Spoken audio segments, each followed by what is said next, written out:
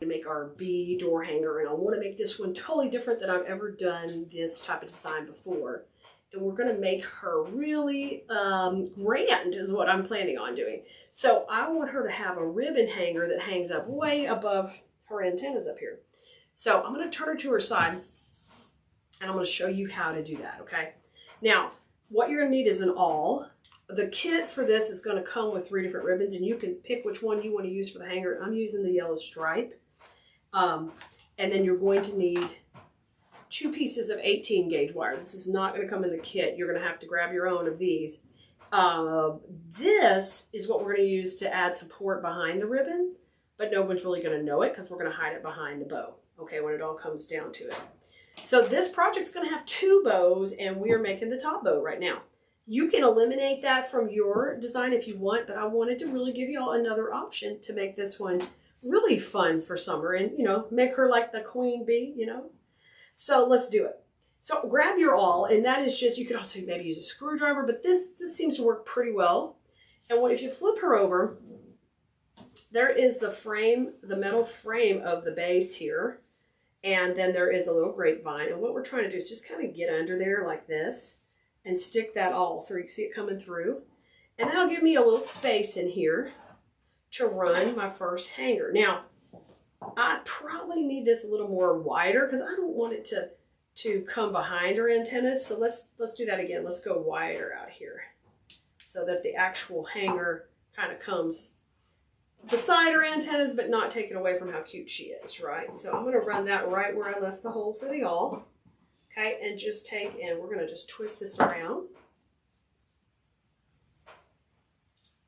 Okay, perfect. First piece in, okay, right there.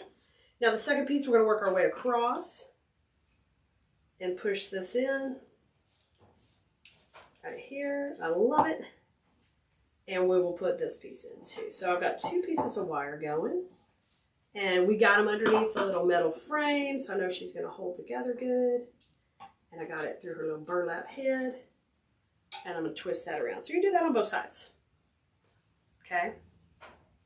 Then we will kind of make sure that's not going to poke anybody, yourself, or tear up your door or anything. Tuck that under a little bit, this little end of the wire.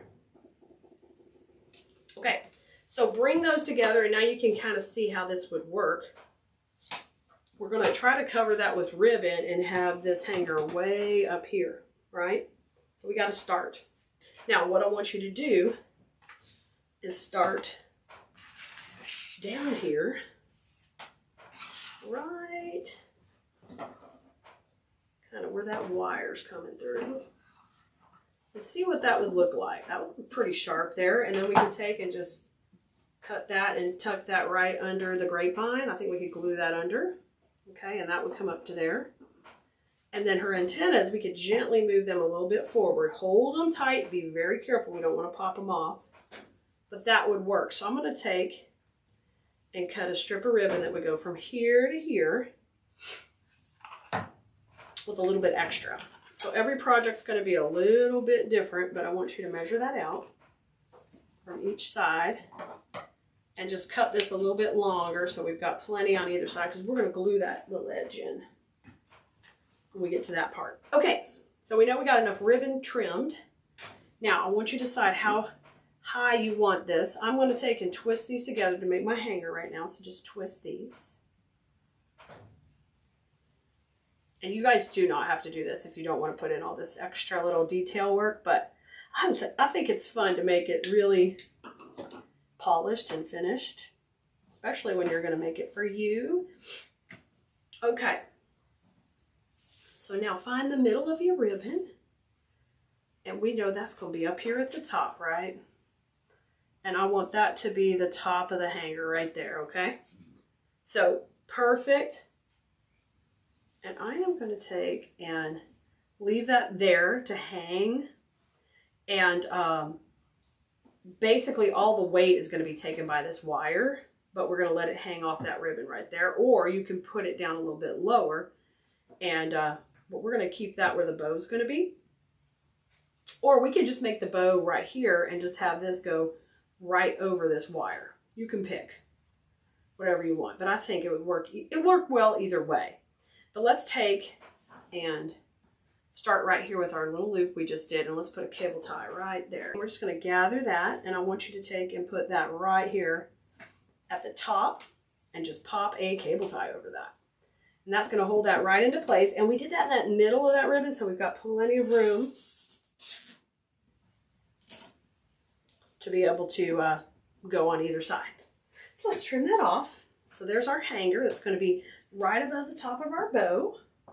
And then what we're going to do is we're going to come down here and we're going to be able to just kind of put a little glue around this and just take and sandwich and hide this right in there. And then no one's going to see it. All right, let's take and glue it down right now.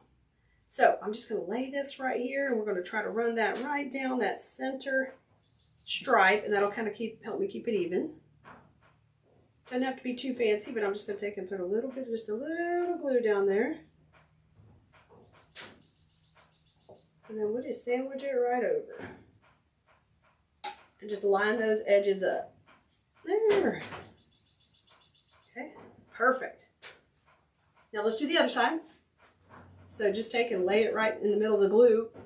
In the middle of the stripe. Not the glue. And get a little glue on your stick. Just going to run that right down the edge here.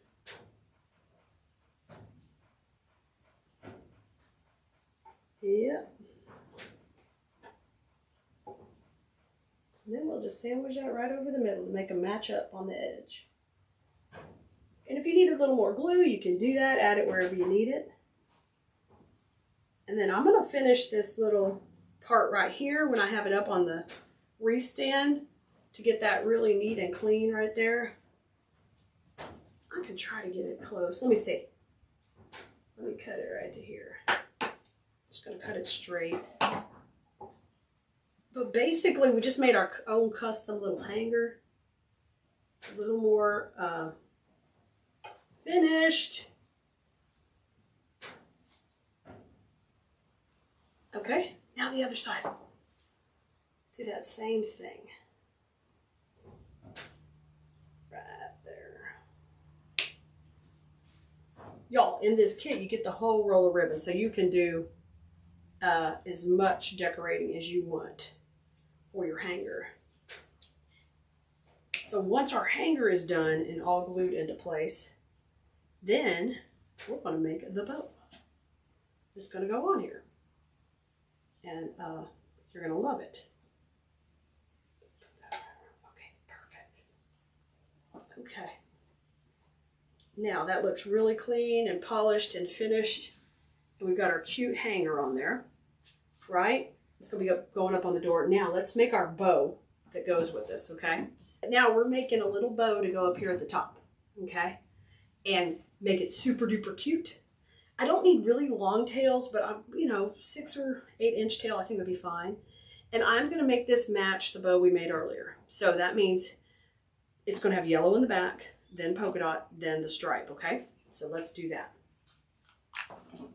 And our bow we made for the bottom of the design was, it was pretty big. It was at 6 inches. So we're just going to go 5 on this one. We're going to go a little smaller. So the tails, we know we need them to be shorter. Bring this dude over. If you go 8 inches, that'll be perfect. It'll be right at her antennas. So let's go with 8. I think that'd be fine. All right, there's my first tail put in. And we said we're staying small, so we're going to go 5, twist, and 5 on the right. And we're going to keep this smaller than the last one we did. So I'm going to do, let's do 2. I think we'll twist. I'll do 2 of the polka dot here. I like that. Okay. Bring these little tails down. Cut them to match. Now let's go with the polka dot. The black polka dot. I'm going to do the same thing. cut it at an angle. I hope you guys love these kits we put out. I mean, they make it so easy for you to create the project right along. Okay, and I'm going to go about the same, right around 5 for the polka dot. Just one of these going in. And then let's come in with the stripe. The stripe.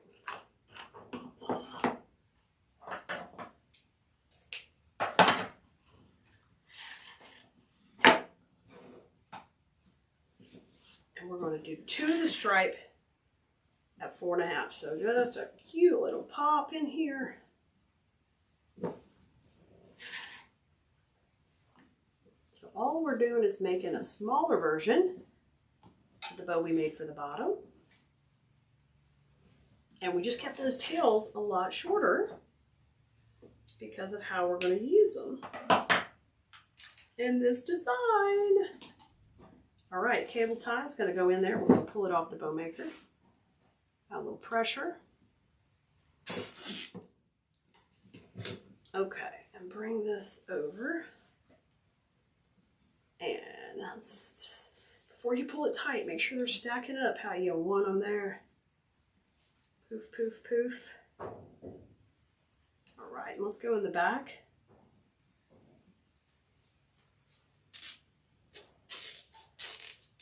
Okay, shape it up.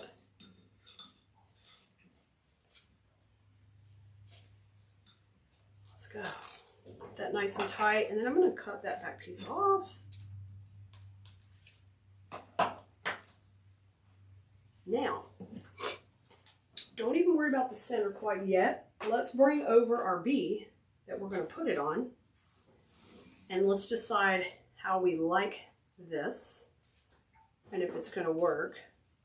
Well, it's perfect. It's perfect there. So I'm not going to do the center yet. I'm going to go ahead and attach her to the bee up here. And that's where those wires met behind our ribbons. We're going to get this nice and tight right there where we had, and try to get it right below your other cable tie, and that way it can't slip off the top, just in case somebody were to grab it by the bow, you know, when they're hanging it or something. We don't have to worry about it getting loose. All right, that's looking cute. Now let's shape it up. Same way we would do. We know that this is the little loop. So the hanger loop we had on there just now looks like part of the bow, which is great.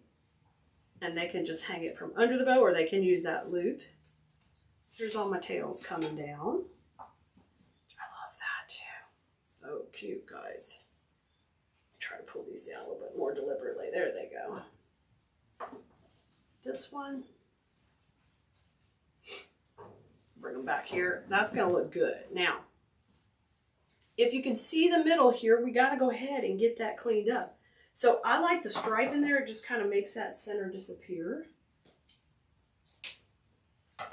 So just cut yourself like a 10-inch piece. Fold it on itself, and we're going to run that right down the middle of the bow, right through that piece of ribbon that we added for our hanger.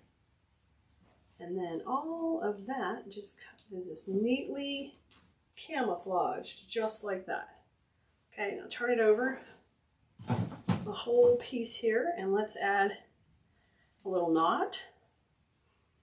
And I'm going to try to hide this cable tie in the back. Yeah. 2 here. Wonderful. I'll trim this off. Okay. And that, and that. And there, you've done it. Look at this, guys. Here you go. There is our top bow on our bee. And I can't wait to see you on the rest of this video. We're going to go ahead and put this whole bee together and continue to make her own awesome door hanger. I love her. Guess what, y'all? We're getting ready to work with this killer ribbon right here. This is our combo we're going to be using to make this bow, and I think you're going to love it. Now, I'm going to start off with These are all 1.5 inch ribbons, and that's gonna give us a really fun loopy bow, which is exactly what we want because we're adding all these fun florals in. So we're gonna keep it all with 1.5 inch ribbons. And I wanna make sure, and I break up the solid with the dot, with the stripe, and just mix those all in. I'm putting the black in the middle to really help dominate that. And then I am going to put the yellow on the background so it really pops off of our base that we're using this bow on. So let's pull these to the side. I'm going to grab yellow first and load it on my bow maker here. This bow is kind of the one that is draping down the door in our design. So I want to take and make sure I let it do that. So anytime you really want it to feel very long and drapey, you're going to go with 20-inch tail. It is my go-to. When I come to the center, I'm going to twist and just pull that. Now I'm going to start to make my first loops, which are going to be at 6 inches. I don't need it to be super huge. I'll make one on the left, one on the right, twist when you're going to make more loops. And I'm going in 6 inches here and twisting, and I'm fluffing these up. And I hope you are excited to make this bow with me because we're going to build up on our design starting with this bow. So I love it. Now, both of these are at 20 inches long and beautiful. Like, think of it like your pretty ponytail in the back. And it's gonna, this case, it's gonna be in the front. It's gonna be bobbing up and down when the wind blows. Like, we want that to be sassy. Now, come in with your polka dot next. We're gonna use it next. And I also want these tails to be long, but we'll go a little shorter.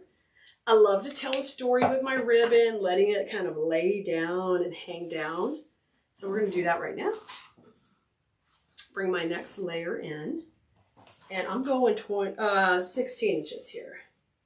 Okay, and we're going to twist. No, 18 inches. I didn't go that much shorter, 18. And let's go a little bit smaller, 5.5. Twist with our polka dot. 5.5 right here. Scrunch, we're just doing one loop of polka dot. We're going to layer this bow up. Now you're going to want to grab your stripe ribbon, go next with it, and it's going to be on the top layer here. So now a little bit shorter tail, so probably my 16 inches is correct this time. Shorter, twist, and I want these to be at 5. We're going to do 2 on either side. One on the left, one on the right, and we're going to keep building it up.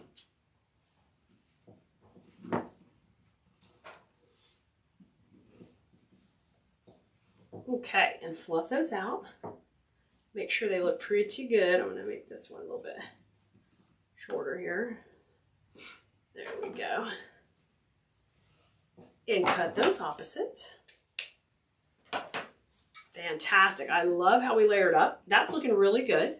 I'm ready to take it off my bow maker, and so I'm going to grab my cable tie here, and I just run that right beside those main dowels and pull that up, add a little pressure. Okay, rotate that to the back. And what you're going to want to do now is take and shape it up how you want it to come together, and make sure you separate those layers out. So see all that dimension? That's really important. It'll make your work stand out and look that much better. We are always teaching that and doing that in design school, how important that dimension is, whether it's in the bow or the design. It just makes things look so next level. Now, my other cable tie is going to go in the back, and we'll put a second cable tie in, and that's how we'll attach it to our finished piece. We're ready to put it in. You guys, if you're loving this bow, but you want to know where we use it in our design, just let me know in the comments, and we'll get you a link so you can go see where the bow ends up.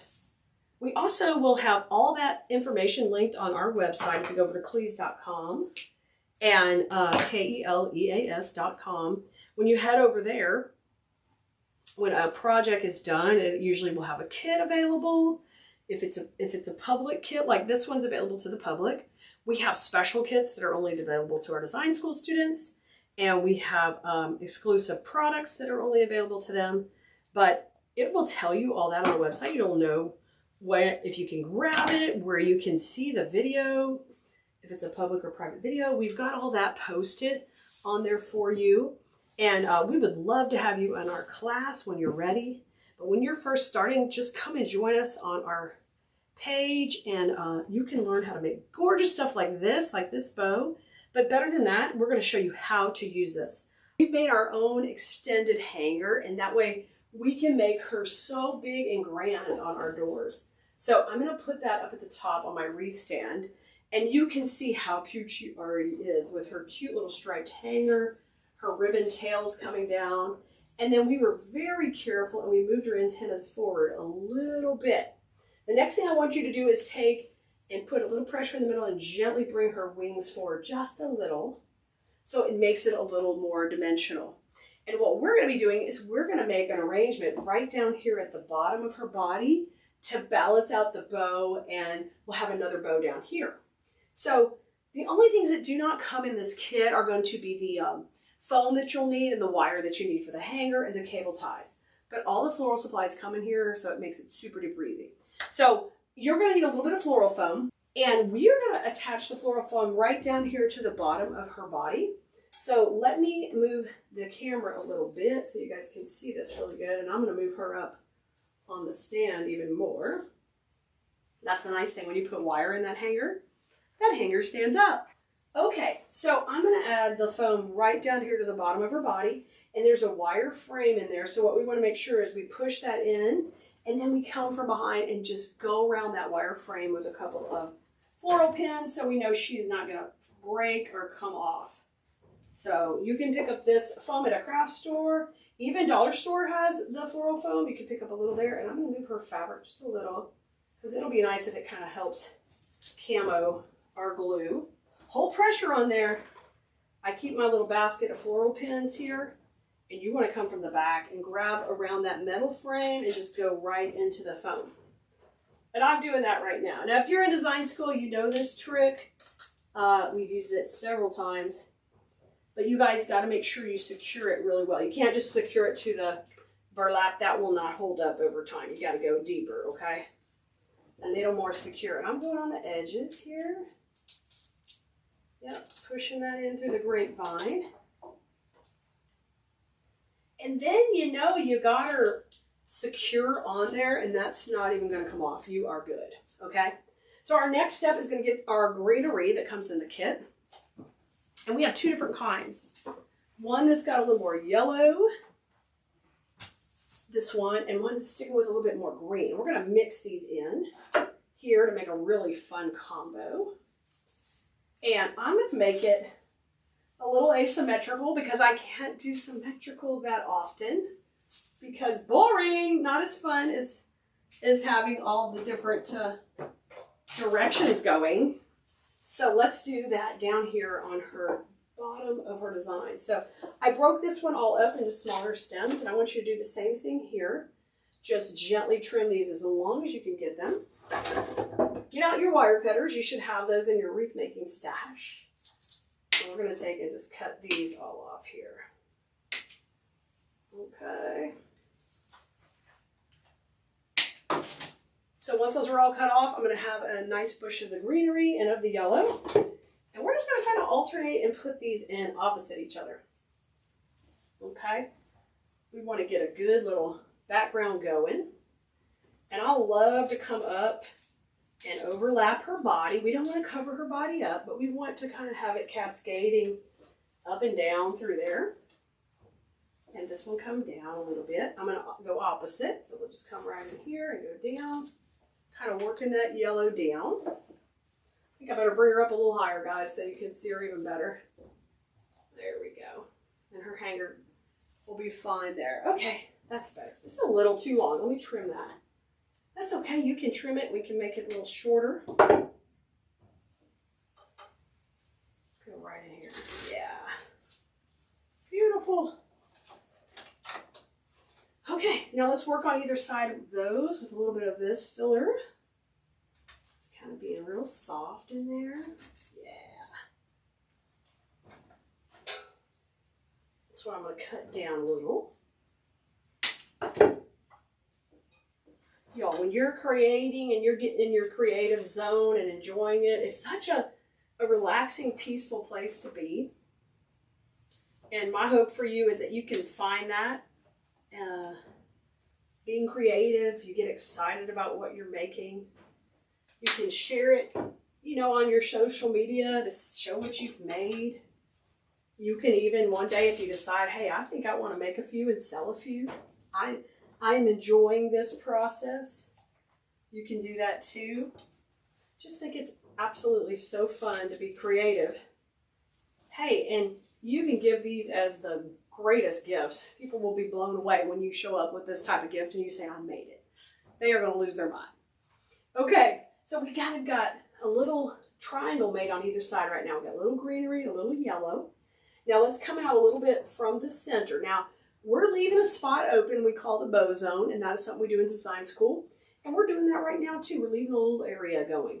And this is going to be going a little left to right. It's not symmetrical, and that's okay. We like that. We want it to feel very natural. That's the type of design I do. It's very natural and flowing and lots of movement. Especially in the spring, it should feel like it's a wildflower garden. That's what I love. We're going to put this one on this side, okay, and we got them all in. All right, so our next step is going to be to get the bow in before we add anything else, so we can work all the florals around the bow. That is one of my favorite things to do. Plus, we've got the cutest bees going in here. So let's grab our bow, and I'm going to put it in next. If you don't know how to make the bow, we'll have a link here to the video, and I'll show you how to do that, as well as a link to where we made the hanger and the wire covered ribbon to do the hanger. Okay, so we made a bigger version of that bow up there, but they're identical, okay? Now, instead of being symmetrical and just going in the center, which you could do, we're not. We're going a little bit sideways, so we get that fun, not identical look. Now, this is done on a cable tie to tie it on, but in this case, I'm going to be pinning it into the floral foam, so I'm going to take out the cable tie and add a metal U-hook to the back. You can make it out of wire too if you have extra 18 gauge wire when you made the hanger. You can make your own back here, that's fine. I'm going to put this in. I'm just wiggling it in.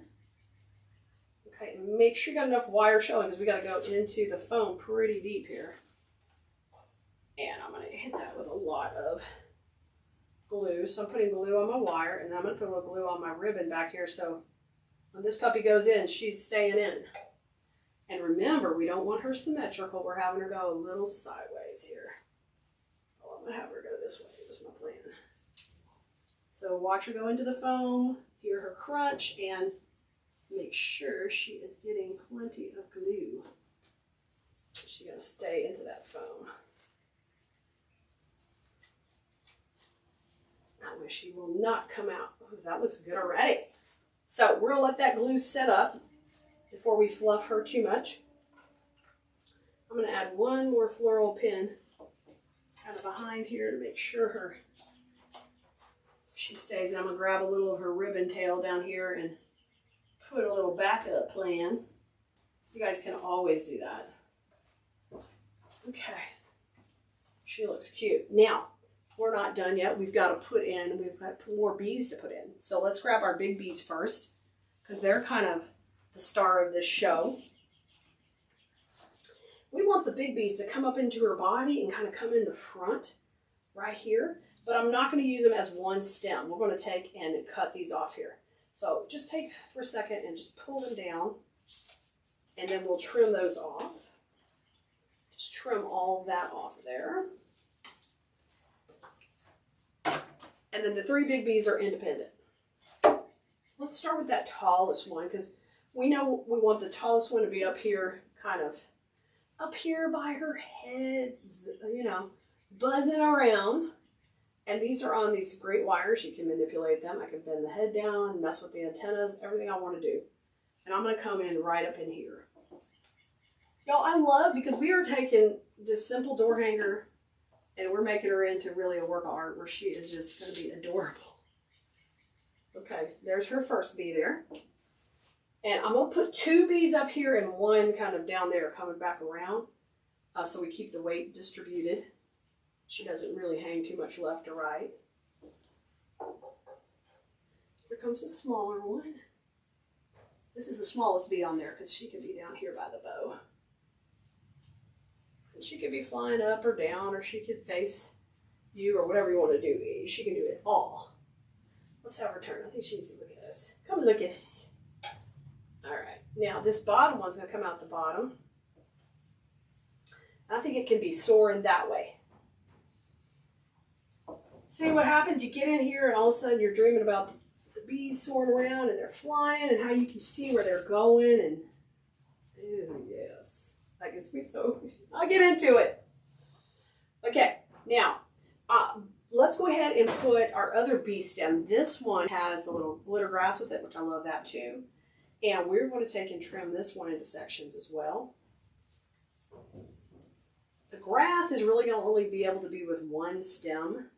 So I may just take it out and use it in something else this time and just cut these out independently, because it will be a lot of work to move that around, but save that for something because that's got that cute little grass.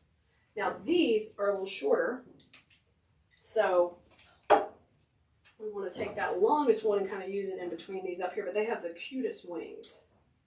Okay. So we'll go up here. And at the same time you're doing this, you're adding these little details. I want you to add in a little bit more of the yellow grass, cut it short. You know, get some small little pieces of it and start to use some smaller pieces of your greenery. And we're going to support each of these pieces when we put it in with a little bit of that around it. It's called your detail work, and your detail work's really important to the final pieces. You gotta take a minute and do it. And then it breaks the plane of the bow, gives you that nice little wispy feel. But these are just smaller pieces of the greenery that we cut down a little. Okay, let's have that come through, and there's our small bee. Now let's take another one of our small bees. Let's have it come out the bottom of the bow. Over here where the other guys were. Just right there where the 2 ribbons kind of come together. I put them right in the middle. Oh, that's so cute. I love it. Y'all, this is going to make a really stunning door hanger. And no one else is going to have them this way. Yours is going to be different. So if you're going to the craft show, you want to have some other pieces to sell that are different, take and set it up differently. Be different than your neighbor's booth or the way you've done them before. But bees go so good with sunflowers for the summer and are so popular that it's like a no-brainer to work with them. Look at that. I just put this little bee in here, buzzing around like they're all buzzing around that bow. Okay, detail time. So have a little bit longer piece and let's work this in and out this bow. Oh, this is so cute. I hope you can lose yourself in your work like I like to do and find your comfort and peace in creating. And when you give this to a neighbor or you hang it on your own door and you give yourself permission to have a pretty space, you don't have to wait to rationalize it. You deserve a pretty space. You deserve a pretty front entryway every time you walk in. You don't have to wait to get permission or rationalize that. Some of us have a hard time rationalizing spending money on ourselves. We're always busy investing in our business. But you know what? I believe that time is coming to an end for you. And that you're going to allow yourself to have beautiful spaces, pretty entryways, pretty doors, pretty offices, pretty craft rooms. Let yourself do that. You deserve it. Don't be like Kali and wait. You deserve to have an area that's gorgeous, decorated the way you want. You go get it, and you make it nice. Oh my gosh. Those of you who have big, cute porches, you guys got to do the bee theme. So stinking cute. All right, let me put a little more yellow on the right. This last fill-in is just filling in. You keep looking back, you see where she needs a little more loving. You keep filling her in. And then the last thing you want to do is, like, if you can see any of the floral foam from the sides or the edges, I generally would just cover that with a little Spanish moss. We've got our natural colored, not natural, we have light green Spanish moss in stock right now, which would work great for this. It's a good one that goes into the fall too. But if you only had dark green in stock in your craft room, that'd be okay too. These are the smaller pieces that came off those big ones. I'm just going to bring those in. I'm just going to keep tucking them in between these layers. I'm watching the ribbons, just pushing that in the foam. And then those little bits of greenery just poke out and add all that dimension. It's so cute, guys. And then, what do you know? You get all these going, and before you know it, you've made that. You have made that. No one's made this door hanger like this, y'all. We crushed it. As per normal, crushing it. I love it. Hey there, Bloomeritos. We're getting ready to make the cutest bee centerpiece with our latest kit. And in here, you're going to get one of these big ferns, a couple of different cute little bees here. Then we've got a fishtail fern for a little bit of height. And then a beautiful yellow gypso bush. And this will help us bring in all that pretty yellow color. And we'll get one of our larger bees too. And then let me show you our container. Our container is super cute because it's set up literally like a honeycomb. It has got that neat pattern to it. Look at that. Isn't that great? We're going to load this with floral foam to get this whole project started right now. So what I want to do is grab a couple of pieces of my floral foam. This I cut off of a big sheet and I save every little piece. But you can buy smaller pieces at your local craft store, or even at like a dollar store will have floral foam. And then I'm going to cut two little blocks that are almost to the top, you see here. We don't want to go too low, but not too high. So I think that height works pretty well. So I'll just cut these both down. And then we'll have two blocks just like this. And we'll save all of our little pieces for any other projects. And sometimes we need little pieces like that. Now, what I want to do here is we're going to dip these in a little hot glue here in my electric skillet and then pop them right into the bottom of my container. So I'll put one, I'm going to push this one in like over to the wall as much as possible, okay? Then I'll get my second one, and be careful with the glue, guys. You want to be safe. And then I'll push this one in. It'll be a little bit tighter, but we should be able to kind of push it in there, wedge it just a little. And then those will both be glued in, and I've got that floral foam a little bit down from the top, just like a ½ inch or so, but nice and filled up. Okay, all ready to rock and roll. Now our next step in making this kit is I'm going to put our fern in next. And we got a really full fern bush. And that's great because I want to make this this base be the bottom, but it really wanted to explode out and be full of beautiful foliage. So on this type of fern, sometimes they catch together, don't sweat it. Just take and push these up and make these fun little clusters like this, okay? And we're gonna cut those off to where they have like a little stem, maybe like an inch or so. So just gently push them up. And when you do that, I'm kind of twisting them a little. So let me do a little tip alert here. Tip alert. When you have a bush like this and you want to use it for a great filler and you really don't need the height, when you're twisting, just rotate these, twist as you're pushing up, and you can see I created like a perfect little cluster there. Isn't that great? So I'm going to take and cut that off, and we just made the perfect cluster. Let's make one more.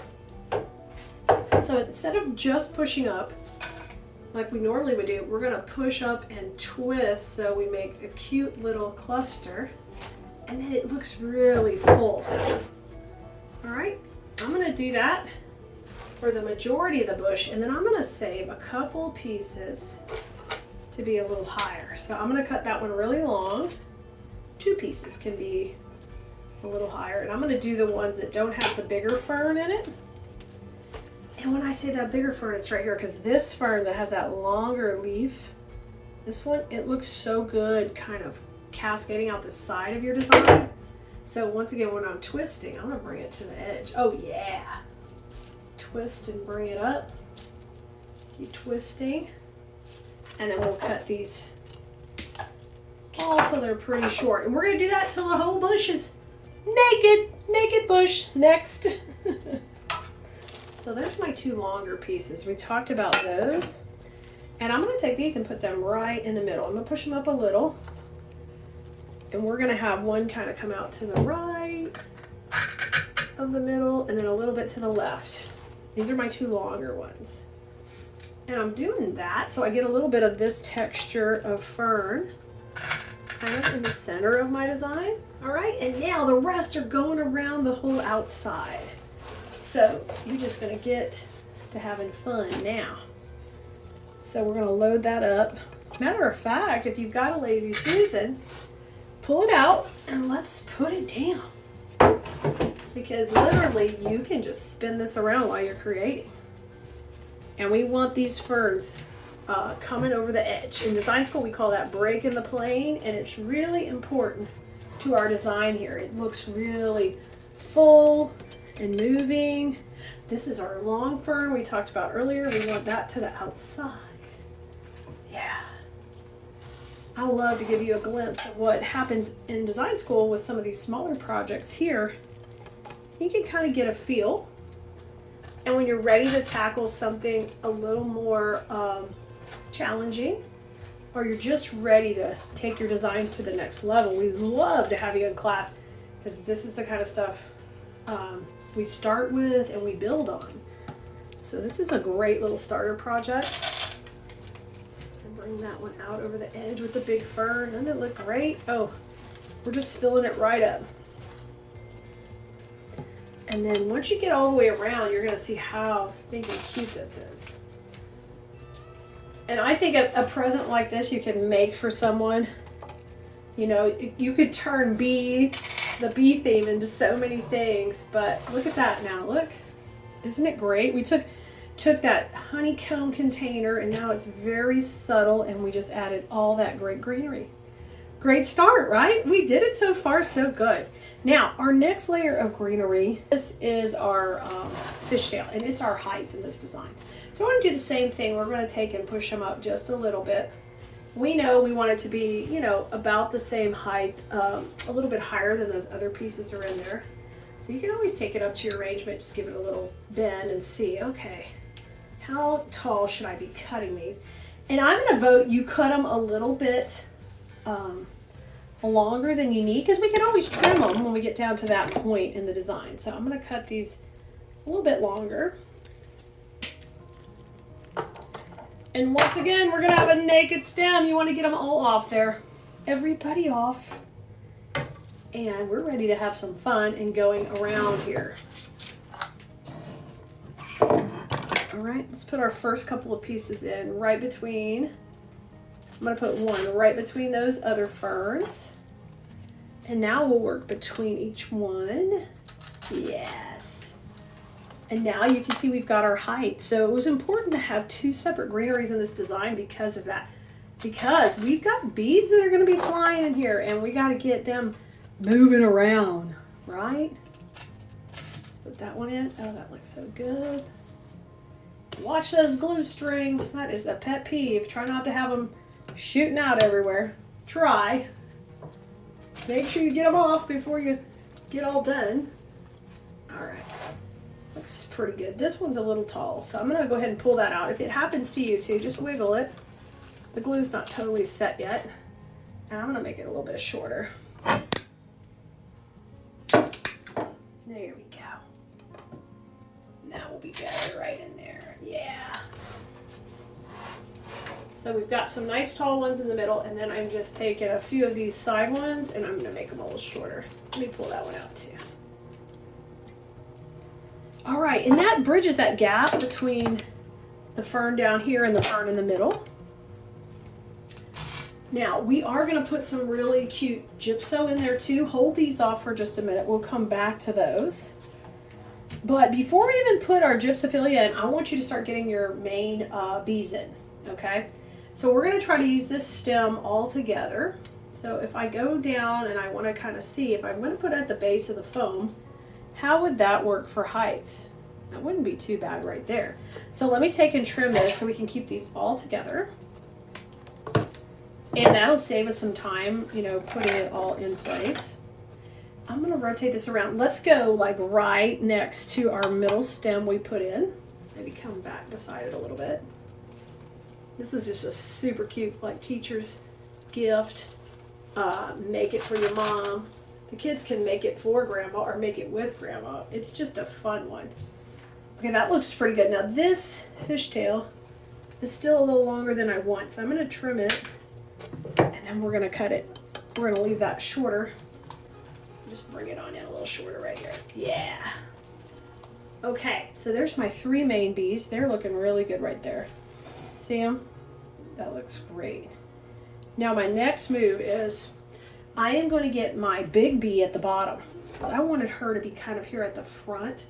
And I thought it'd be cute. You could take like a little clothespin and put a little note for your teacher or a little picture of the kiddo, depending where you're making, who you're making it for. Or if it's like a get well piece you're making, or just something to cheer somebody up, we could totally do that. Now I'm going to take and pull off her little neck bow and just leave her little neck. Because I don't mind her eyes red and her nose red, but I'm not going to have an extra bow, okay? Now, we need a way to stick this in here.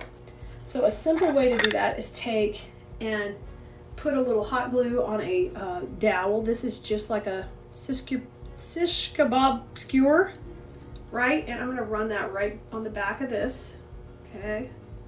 Plenty of glue on there. We'll set that down, let it start drying. And I'm just going to camouflage that glue with a little Spanish moss back here. Just tuck that on. No one will see the glue. It'll look very professional and finished. And let's just set this to the side and we'll let it start drying up. And we just put her on her own little dowel, okay? We'll let her get set up. And our main bees are in, but our next move is to add the gypso. So the gypso is going to add that yellow color, and it's going to be something for these bees to be eating, right? So we're going to do the same thing with this bush. I'm going to push them up into little clusters, and then they make the cutest clusters. So that's what you want to do with each one.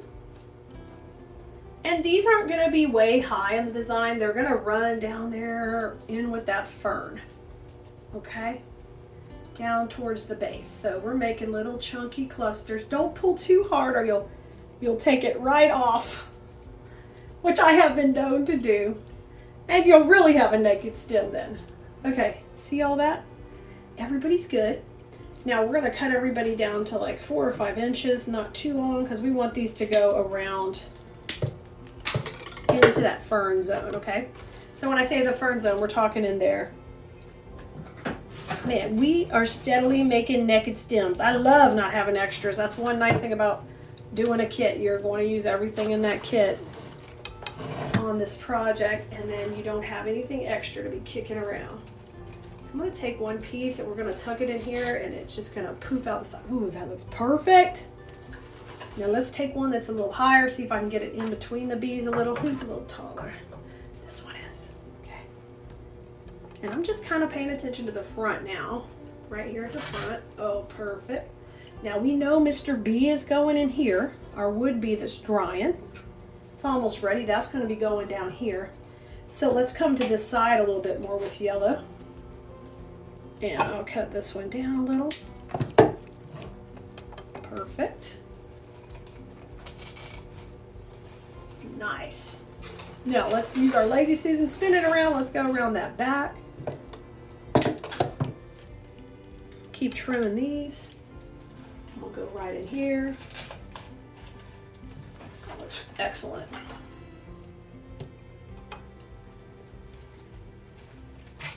All right, that gives me 2 more pieces. I'm going to put these aside with my fishtail. So we've got those kind of waiting to finish up with them once our other main pieces are in. Now, grab your cute bee. She's ready to go. She's all staked up. And I am going to put her into the foam, just sitting back a little. I'm going to move this bee up because she's pretty big. Let's have her go kind of right into there to the right. So I'm going to trim her little dowel down. So I just cut it off now. Give that a swirl in that glue pot. And for those of you who are asking about the glue pot, it is an electric skillet that we use specifically and only for hot glue. Oh my gosh, she's so cute. So stinking cute. Look at her. Look at her right there. Y'all, it's so cute. I'm loving her. Now, perfect. Now what I want to do is I want to put one little cluster of our gypso right in front of her, because that's perfect right in there. I just gave that a swirl in my glue. I'm just spreading apart my fern. I'm going to put this just right here. All that fern coming between. That looks super. Look how cute.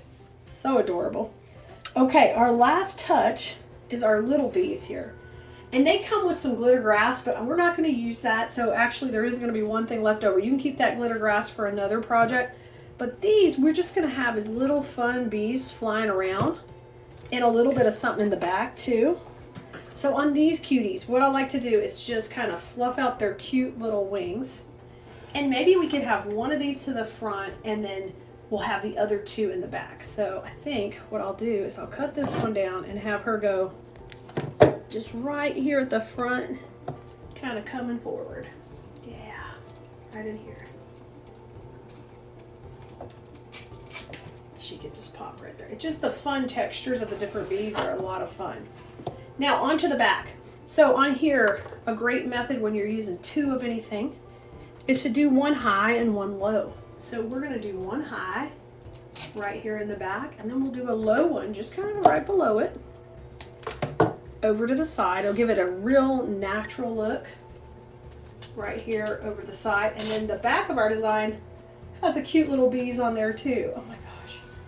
Y'all could print, you know, you're beautiful. You could do any of the bee cute sayings and just pin it right there to the main bee's wings. I think it's so cute. All right, our final touches. Ready? We've got 2 of the fishtails and 1 gypso. So our gypso is where we've got the yellow. And I'm just going to spin her around and see who could possibly use some more. And it just right below the bees would be perfect. So I'll trim that really pretty short and we'll go right below these guys. Oh, I hope you're excited to try a sweet little arrangement like this. These are just as fun as the big ones sometimes.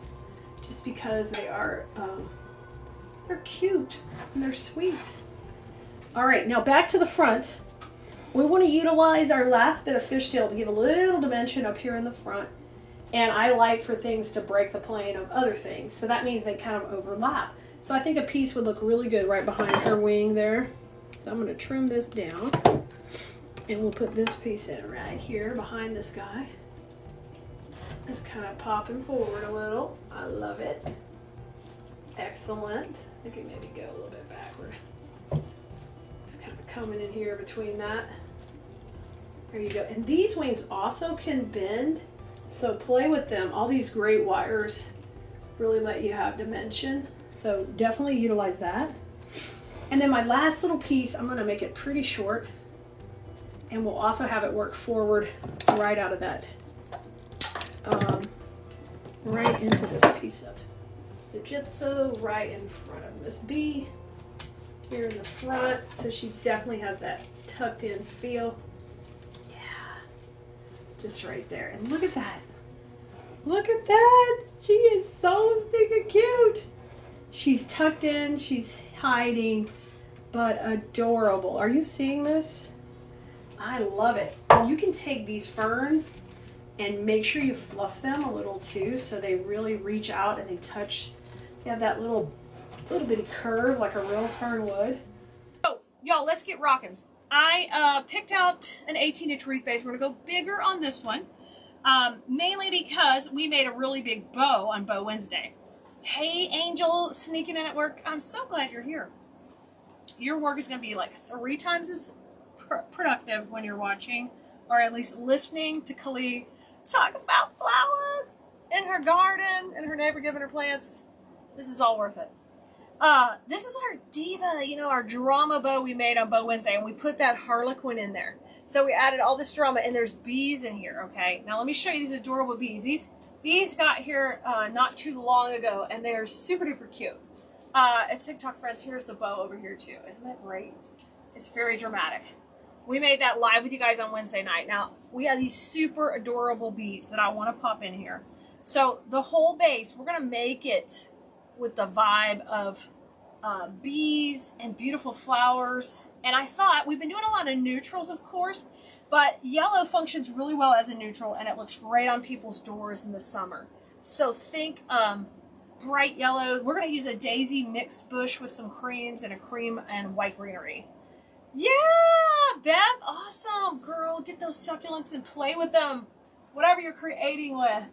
I mean, have fun, have fun. Hello from Mississippi. Awesome. I'm glad you're watching. Right, Monica? You got to pick it up and fluff it immediately. So I'm going to put my Diva Bebo off to the side, and let's get going. Hi, Lori. Hey, Triple D. Good to see you. Prayers for our friend Linda. More love headed her way. Hey, Sherry. Good to see you. Okay, so I'm going to use this kind of as my higher end greenery in here, and then I'm going to mix it with a little bit of the lower end greenery. You're going to have a nice combination. So let's go ahead and tear this up. Get this going. I might be a little awkward working sitting, but I'm going to find a way. It just feels good to sit, guys. Oh my gosh, you're dog sitting, Linda? I love it. Give extra lovies to those grand doggies and kitties. Hey, Karen. Isn't it going to be fun? I think we're going to have a blast making this. So, oh, I'm so sorry about your loss. Oh no, I'm glad you're here to hang out. And just let's freestyle and take your mind off all the worries of the world for a little bit. That's what I'm called to do, and so that's what we're gonna do it. So I've got this daisy bush. I got a couple of greeneries, a fancy greenery, a little less expensive greenery, and then I thought we could pick this up. Maybe we'll have some of the bees hovering around this. This is like in a oh shoot, it's just like a little bloom, but it's all green. I can't think of the name right now. Brain damage. Oh, I just saw somebody was checking in from Alberta. Hey, Janine, good to see you. Glad you're here hanging out with us. Let's take and trim this down. We'll start with this bush. I cut it all off the stem. Let me get these taggy out of here. Hi, Christy. All right, so let's see how we do sitting here doing this. Totally different for me. So I usually am going to design on the left side of the wreath. That's my go-to. So that's what we're going to do. We're going to start there. Now we made that bow, the bee bow, on Wednesday. So it's a 7-incher. It's a big guy. So we're going to keep him nice, and we're going to have to keep this bow and this wreath big. Yeah, you guys, if you're watching later on the replay, say hello. Kimmy, allium. I think you're right. It's an allium. Don't forget to say hola and como está and all that stuff, because we want to welcome you always. Hi, Teresa. I'm so glad you're here. Recovery is going well. Hey, Gerda. Yeah, we're freestyling. We're freestyling sitting down. I mean, I went hard yesterday, but this girl hit the wall. Hit the wall today. Mama says, uh-oh, no. Take it easy. Thank you for the speedy recovery wishes, Laura. You're so sweet. Hi, Kim. Okay, got my 2 bottom pieces in. That looks pretty good. Pretty good for doing it upside down. Now, these are a little short, so let me cut up another bush. Full disclosure, that bush was already partially cut, so I don't know that you're going to need 2 bushes. We'll see when it all comes down to it. I'm going to cut a couple off here. Y'all, we do go ahead and text out the supply list to people on the text list, so we will do that when we're all done. So you can see exactly what we used, and there's always a link to the video within the supply list. So you'll want to come over to Cleese.com to check all that out. Right? Thank you for, aw. Did you make it? I'm about to create a small bouquet for the memorial table. Nice. Oh my gosh, Linda, there's new floors coming in. Oh, nice. Well, that's exciting. Hey, Judy. Hey, Ginger. I'm trying to take it easy, but I also get stir crazy, so then I'll pay for that. Right? I'm going slow. Going slow. Literally. Going slow in designing and making. I'm literally having to look at my camera to see the placement. I can see it a little here, but I'm sitting down. Let's go up here. I'm going to go to the top. Press this in. Y'all, we got some sweet emails while I've been injured and out a little bit. I appreciate all the love, the flowers, all the sweet things you guys have done for me. It's amazing. I appreciate this community more than you will ever know. And thank you, thank you, thank you. All right, I put a little bit more in. We're kind of shaping out the base. So this is less expensive. Since I'm making this one, I think the glue is pretty hidden. We're good. I'm making this one for the store. I want to think about, you know, my costs. Sometimes when I'm making it for Etsy, I want to make something higher end.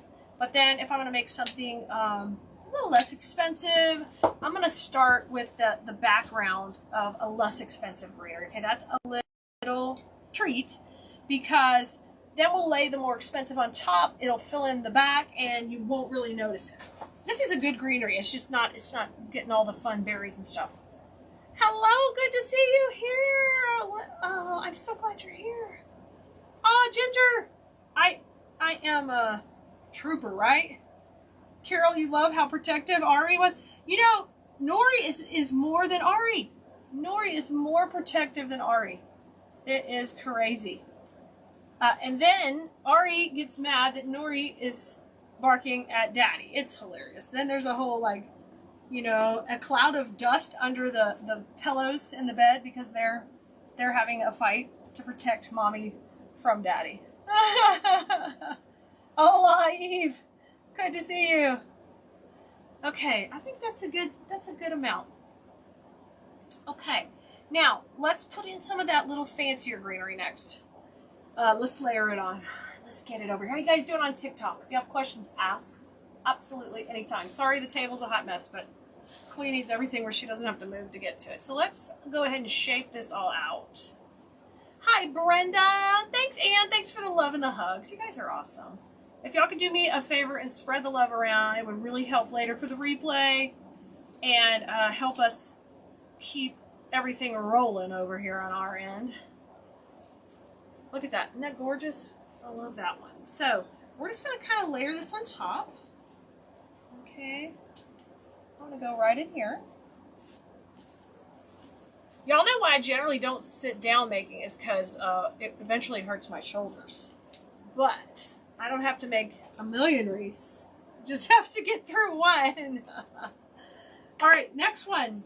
Let's take another piece here, and these can break into smaller pieces. I think I will break this one into two. Let's do that. Thank you, Patty. Yeah, Patty, make sure you let us know on the text list too. So we're giving out sweet treats. Your name will pop up, okay? Thanks, Monica. You're awesome. So in design school, this is the part I would say we're shaking hands with it. It's not the exciting part of the design, but you have to do it. You're paying good money for these supplies, and you've got to make sure you're not just shoving them in just because you're like, oh, shove it in. You've got to pay attention to the texture. And look how far that's coming up. Can you tell? Yeah, it needs to do that. It needs to be coming up nicely. And utilize those wires. Okay, we got two in, top, bottom so far. This one I'm going to divide up into 3 sections, I believe. So even though this is a fancier greenery, I'm getting 3 different sections out of one piece of it. So that's cool. I think I used it pretty whole last time. So I'm going to hold these 2 smaller pieces off to the side because we'll probably want to pop some of those in somewhere else later. Let's put this in next. Hey, Deborah. You guys, what is on the weekend plan list? I know it's Friday. I know it's full summer for a lot of folks. Are you going to run around with the grandkids or the kiddos? Are you going to be out? Is it too early for vacation for you guys? Are you staycationing? All right, that looks pretty good. We got a little bit of that spread all around. Okay. Hydration time. Hydration time. Now, before we go too far, let me lay my bow in there. Since we're freestyling, I have no idea exactly what I want to do. And I could at any time throw out a supply and be like, yeah, nope, not using that anymore. But we know we're establishing the whole design around the bow and the bee. Oh my gosh, so cute. This is our big honker bow that we know is going to go in the middle. So I think we're good with filling in greenery around that. So I was trying to see where our bees are going to go. And I think we will have some high and low, leaving on that little section open. So let's get this bee pick taken apart. This is a big pick, a lot going on here. I feel like we could probably get more than one project out of this. So let me take and separate it into, let me just take off one of these sprays. Oh, that sounds nice, Cynthia. Hi, Deborah. Thank you, Penny. Graduation party. We have that too tomorrow. We've got Marley's graduation. It's exciting. So excited. Can't believe she's 17, graduated, going off to college. It's crazy. Hey, Blanche. All right, let's take these. And I'm shaping them up. And I think we're going to want this to kind of come out up here at the top. Out of the top of the bow. But I want to get some of those yellow daisies in first. So we'll either use one or two of these. I'm going to put that off to the side. So we're going to use almost the whole pick. We might cut that down a little bit. I want to have a touch of those, but I don't need those to be taking over. And these would look really cute in that yellow bucket I have that I haven't used yet. I'll have to do that in the next video. Okay, now we're going to use these daisies. I'm going to push. This bush is a pusher, so we're going to keep these beautiful greeneries and just use these, push these up to the top. Laura, you love the big bow? Nice. Carol's got a birthday swim party for the youngest granddaughter. I love it, Carol. Hey, Betty. Cynthia's grandson baseball game? That's awesome. It's that time of year, isn't it? Baseball is going. Even the all-star games and all that are happening in our area. Okay, so I pushed them all down, guys, so that the greenery can be up closer to the head. And you know what that's going to do? It's going to keep my design from looking so clustered down here with 57 different greeneries and make it look messy. So keep those to the top of the head. Thanks, Connie. Good to see you. All is well. Thank you so much. Oh, thanks for asking about my knee. We were talking about it earlier. It's healing up. I'm doing fine. Just today I'm sitting down. Yesterday I was standing. It could go either way. Ask me, every other few hours, right? Monica, you get irritated with the florals that collapse? Yes, yes, yes. Hey, and if you don't like the greenery, just pull those leaves off. Get rid of it. It goes okay with our design, so we're not freaking out about it. But get rid of it. Just pull it off, save those leaves for something else. Christy's got a birthday party. I love it. Happy birthday for your grandson. Y'all are got busy weekends. The new shelving that's been on order for a couple of months is finally coming to the warehouse, so we are so excited. And we were able to get more warehouse space to handle all the back orders of orders that have come so late that we've been dealing with since last year. And we think we're going to get it all under control, guys. We think. Cross fingers. Okay. Daisy and... I think it's both daisies, kind of a mix here, okay? And so when you have a mix of florals, I'm going to have to pay attention as I take and put these into each section of the wreath. I'm going to make my own little clusters as I do that. Oh, I like how these come spaced out. Oh, I like that. Because look, I can put a daisy right between. Yes!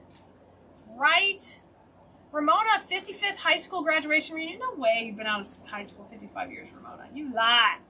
Don't be trying to come on here and show off, Ramona. It's more like 25, maybe 30. Congratulations. Enjoy. That is so fun. Wanda is starting to love yellow. Well, it always sells very well for me. I think it's because it comes off people's doors really nicely. And so, y'all, if you're going to make wreaths and you're going to sell them, the most wonderful thing you can do is have a wreath that you've made on somebody's door, and then their neighbor come over and be like, I love your wreath, because then it immediately validates that person's purchase. They're so excited that they have it, and they want more. So that the showier the wreath is to the street, the better chances of that happening, right? Oh, look, I can put one in the middle. We can cluster that up. I'm gonna add a little white to each of these. So I'm making my own little clusters. Pay attention, I've got a little height, a little lower when I'm creating those. Hey, Alyssa, I'm so glad you're here too. I'm enjoying my crafting again, of course. Especially my floral design, you know. You think that's a black-eyed Susan? I don't think it is. It might be trying to be one. We could call it that, Connie. We'll go with that. Because that sounds more exciting than Daisy Daisy. Oh, Kimmy, she can't travel? Okay, well, I'm glad she's okay. Maybe you can make up with it just a big party after the baby arrives. Maybe you can make it extra special later. Okay, let me get some more moss in here. Let's put... Oh, I like that already. That looks pretty. It's coming together pretty good. Patty's getting ready for an event tomorrow. Your Watermelon Crawl Festival. Nice. Patty, I hope it goes so well if you're having a booth. And you just have a blast and meet lots of new potential customers. Janine, you're going to do tie-dye? Oh my gosh, girl, you better glove up. Oh, Linda, thank you. Oh, girl, nothing's going to keep... I mean, I'm going to try not to let anything keep me down. Thank you, thank you.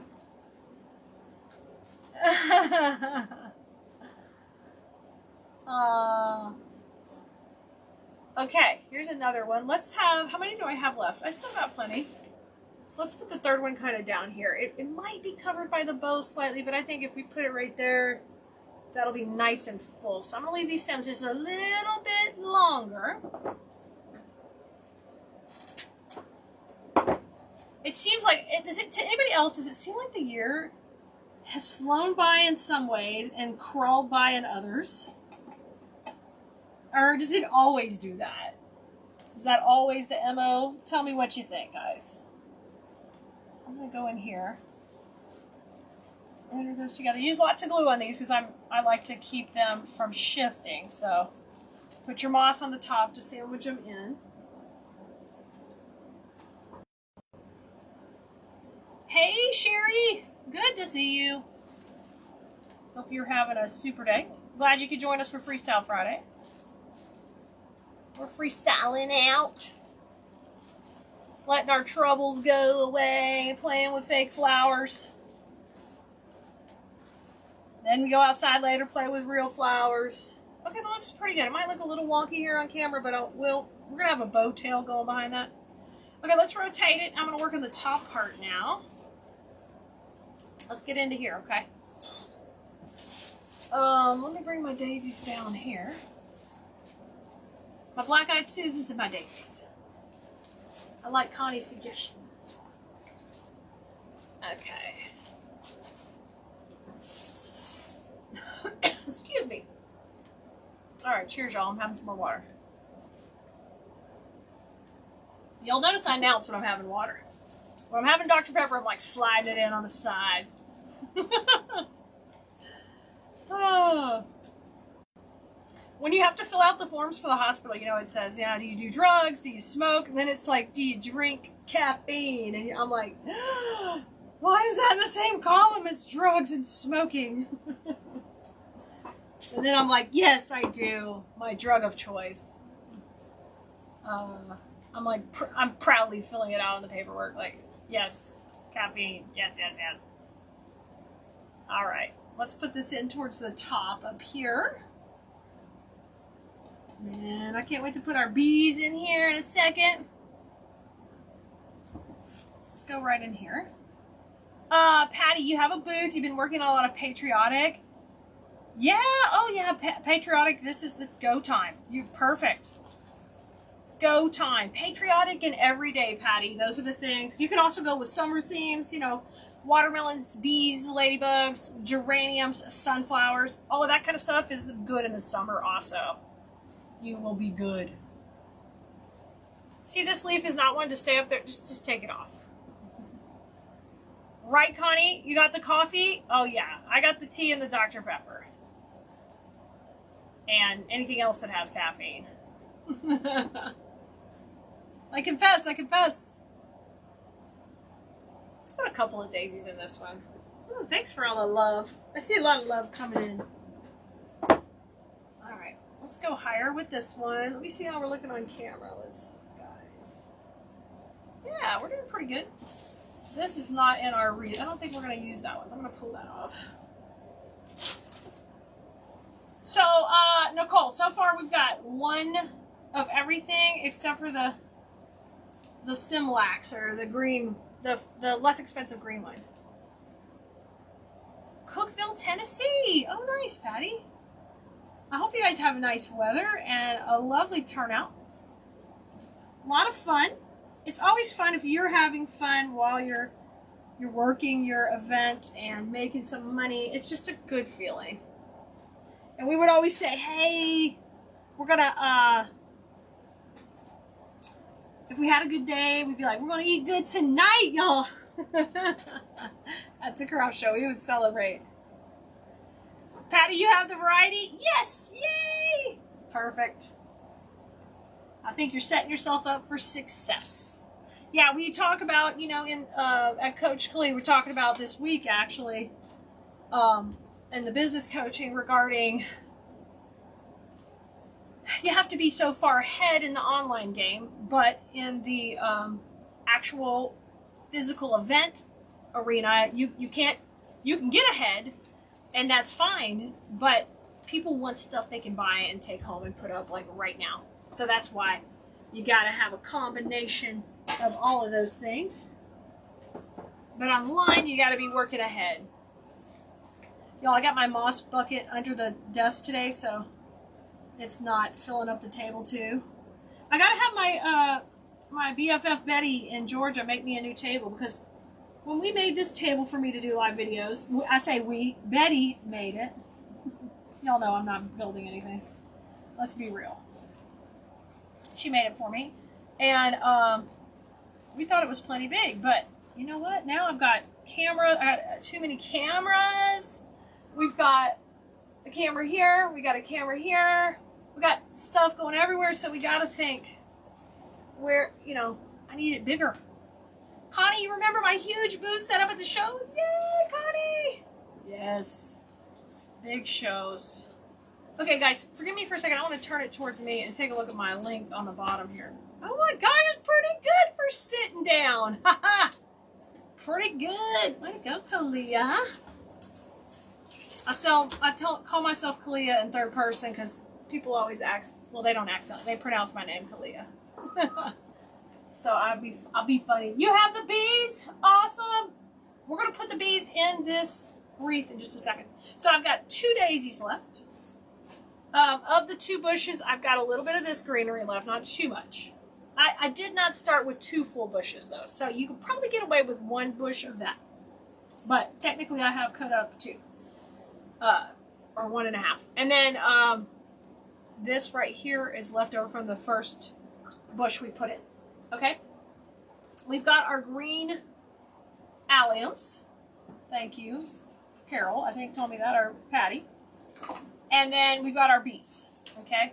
So I'm thinking before we put anything else in, I want to put the bow in because I want to figure out what real estate it's going to take up, and then we'll fill around with these. Makes sense? Can I get some thumbs up, some hearts on the screen over here on the TikTok, some love over on YouTube.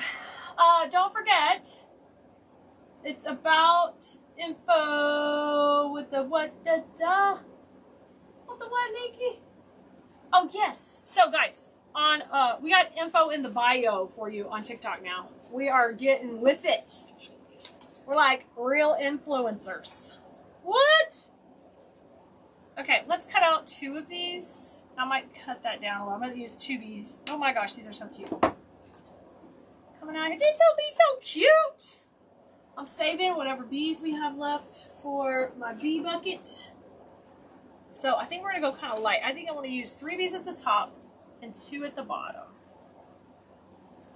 Or maybe, no, let's just use 3 bees. I'm going to save all of those. We're going to spread the bee love out. So I'm going to take the long, I'm just going to pull these off. I have to think about my strategy for placement here. All right, let's separate these out, clean up their stems. Let's put the bow in, and then we'll come back and place that in. And then I'm going to put the alliums in for just this pop of green in the background. Because this is a bougie bee bow. We went fancy with that harlequin in there, and this needs to be at an angle. So I'm going to come in slightly angled. Oh my gosh, so stinking cute for a table wreath. I like it. So far, so good. I'm a little slower when we're working on the table, but that's all right. What size is my grapevine? So it's an 18-incher. I generally use 18 and 14s. We did the wreath at, we did the bow at 7 inches on the big loop-de-loop. Ida says, is it ever okay to fill out all around the grapevine? Yeah, sure, Ida. We've got lots of videos. If you want to see some videos going all the way around, we sure do. When I first got with Honey Bunny, he said to me, how come you don't go all the way around the wreath? I'm like, because circle wreaths are for, beginner. No, there's nothing wrong with circle wreath. I'm weird. I want things asymmetrical. I mean, my garden out there, y'all, is just a beautiful mounding of beautifulness and overlapping lines and breaking the plane, just like I floral design. So that's why I do it on one side a lot. But we've got lots of fun videos going all the way around. Carol says, I think you can create beautiful things blindfolded. Carol, it's the glue. It's the glue. Dixie, we do have the bees in stock. Yeah, we'll post a supply list. We'll send it out to that text list as soon as we're done. So if you're not on our text list, grab a spot at textkelea, TEXTKELEA.com. Okay, I'm curling tails. I'm going to leave the harlequin, I think, just going down low here. And let's bring it around. Oh, cute in there. I love it. I love it. I love that harlequin. I think it just adds that pop of drama we're looking for. Oh my goodness. Let me pull this a little more to the center. I want that bow a little more to the center. Okay. Looking pretty good. All right, let's get the bees in. I like it. I like it. I'm definitely out of my comfort zone on a Freestyle Friday sitting and designing, but it's coming together pretty good. All right. Little beesies. You have a moss bucket, Ida? Yes! Yes, of course you do. You gotta get our gorgeous moss. Our moss comes from Mexico, and it is gorgeously dyed, fresh, beautiful. I love our moss.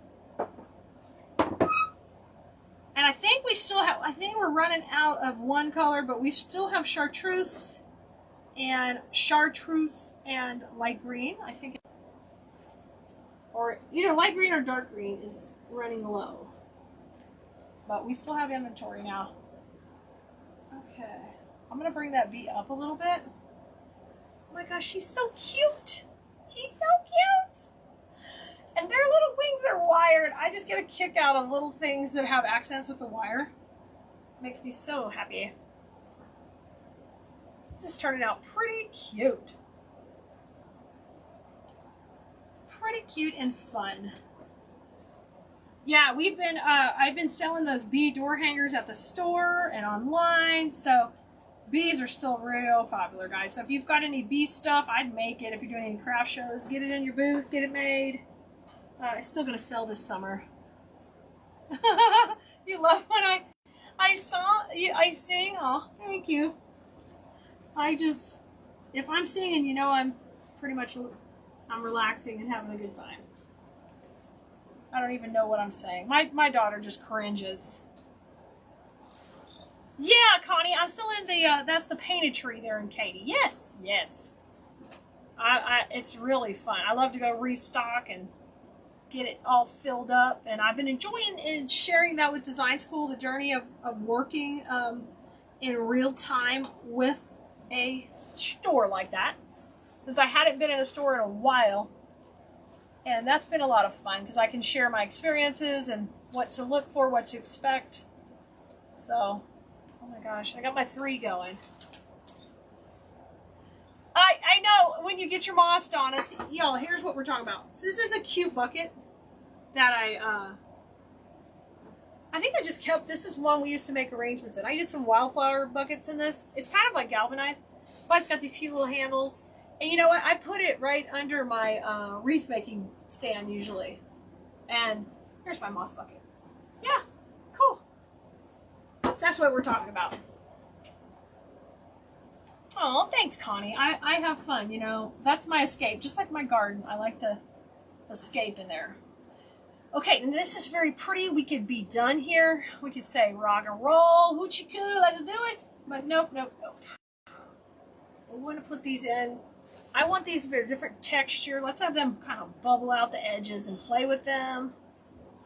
Let's do it. I am going to push these leaves. These have really cool leaves. These are all plasticky, but they have this, I don't care. They have these cool texture on these leaves. I found the head that goes on here, and I put it somewhere. Just found that a second ago, and now I've lost it. Do you guys do that?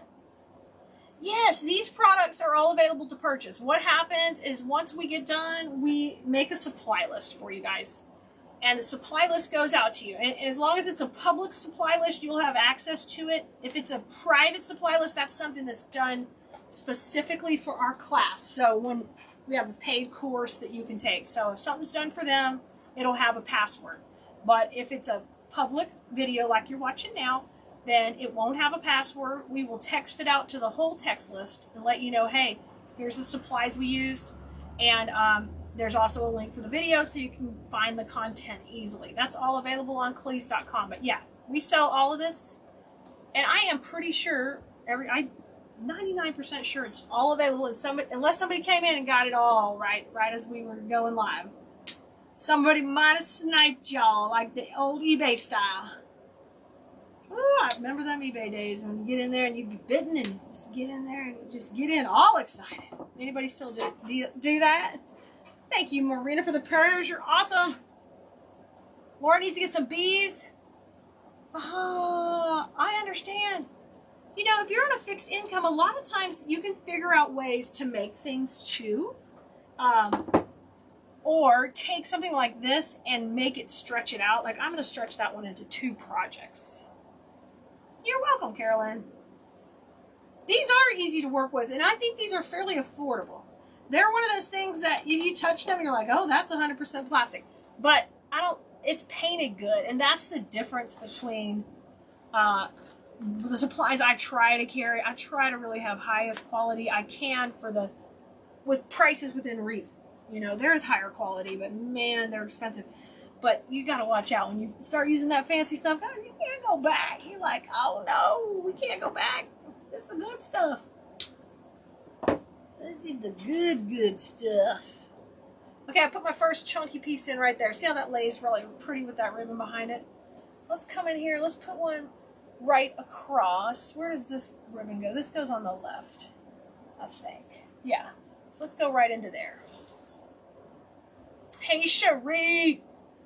Marina, aren't the bees adorable? Yes, they are. They're super cute. All right. Hey, Elizabeth. Connie says that's exactly how your booth space feels, like walking through a beautiful garden. Yay! It's always a work in progress. It is. It is. And I don't get to the shop as much as I'd like to, especially since I got my knee surgery. I was getting on a pretty good schedule, and then boom. But Mom's been doing so much stuff with Marley for graduation, but Mom also helped me with it too, so she'll probably help me some more once we get Marley off to college. Carol, you're loving it? Yay! So I've got 2 of those clusters. Now I want you to see how much depth that added. Yeah, it may be kind of hard to see, but it really looks good. It's just a different color green. All right. Let's come up here. Yes, these are what we used in the mauve eucalyptus. I think we did, but I don't know if we used this color. These come in 3 colors. Marina says, you guys have to join design school this fall. Trust me, it's awesome. And you learn so much. Yay! I'm so glad you love it. We keep trying to make it better and better. And I'm I do the best to just be me in there. Just like you guys see me here. I'm the same person everywhere. I'm just a little more teachy in there as far as I teach you the principles.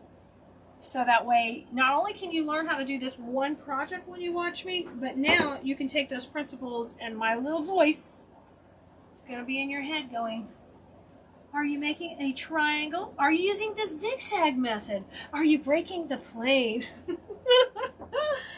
Oh my gosh. Connie, which school does she choose for school? She is going to end up probably going to Northern Colorado instead of her St. Mary's. It's a long story and it's kind of depressing, so we are not going to talk about it, but fortunately that school up in Minnesota kind of did her wrong, as in they're closing. I mean, it's not just her. They're closing down the program she wanted, so even though she had a full scholarship, it's not going to do her any good. So, yeah, she's going to, well, she's been accepted. It's a long story. We're pretty sure she's going to Northern Colorado. Look how cute those are in there. I love this. So we have 2 there. We have 2 there. Now let's get into the bow zone. We're getting into the bow zone. I have a question I missed. Thanks, Sue. Donna says, what do you think about a booth in the hallway walls? Donna, give it a try. Give it a try. And sometimes those types of booths are less expensive and maybe a better starting off point. So, Kali is go big, go home. I want to make an impact with my booth. So, I have to have space to do that generally. So, when I moved in, I wanted a bigger spot. But when you're first starting, you got to think about, okay, how many wreaths am I going to have to sell a month to actually pay my booth rent and include cost of goods. You can't just be up there and be like, oh yeah, I sold 400 because my booth rent's 400. No, you sold 400, that's great, but there's a cost of that. Oh, that looks good. I put a little greenery in there. We're going to add a little bit more to the bottom. Laura, how much are our bees? I don't know, Laura. I'm not sure how much any of this is. We'll post the supply list when it's all done. Okay? And then you can just purchase it on Khalees.com. That's one nice thing about the supply list. They're just clickable. You don't have to go hunt for any of this. They just make it really easy. Okay, now notice when I got up to the bow, I got super height on this. Okay, so this is thinned out low. We get up to that bow. That bow has all that depth. I can't keep it flat or it looks like there's a, something just shooting off this flat base. So I'm going to turn it to the side so you can see what we're talking about. I want you to see what we're talking about. You see there? So everything's coming up to the height of the bow. We're not letting everything be flat. There's dimension here. Does that make sense? You guys see over here? Yes. Right. Yes. Is there questions about the hot glue? That's electric skillet over here on the other side. Yes. That's an electric skillet. It's used for cooking and it's got hot glue in it. You can see it right here. Yeah. I don't use a glue gun. I've had a couple of hand surgeries, so you're not going to see me pull triggers. Well, listen, after this knee surgery, you're going to see me. Once I get a surgery, I learn. No more. No, don't do that. So I don't pull triggers on guns because I've had 2 wrist surgeries from overdoing that. And I once saw a supplier using an electric skillet, and they were building beautiful wreaths, and I was like, we can do that? So this was not my idea, but a super, super easy method for doing it. I actually prefer a larger skillet when I'm totally in production mode.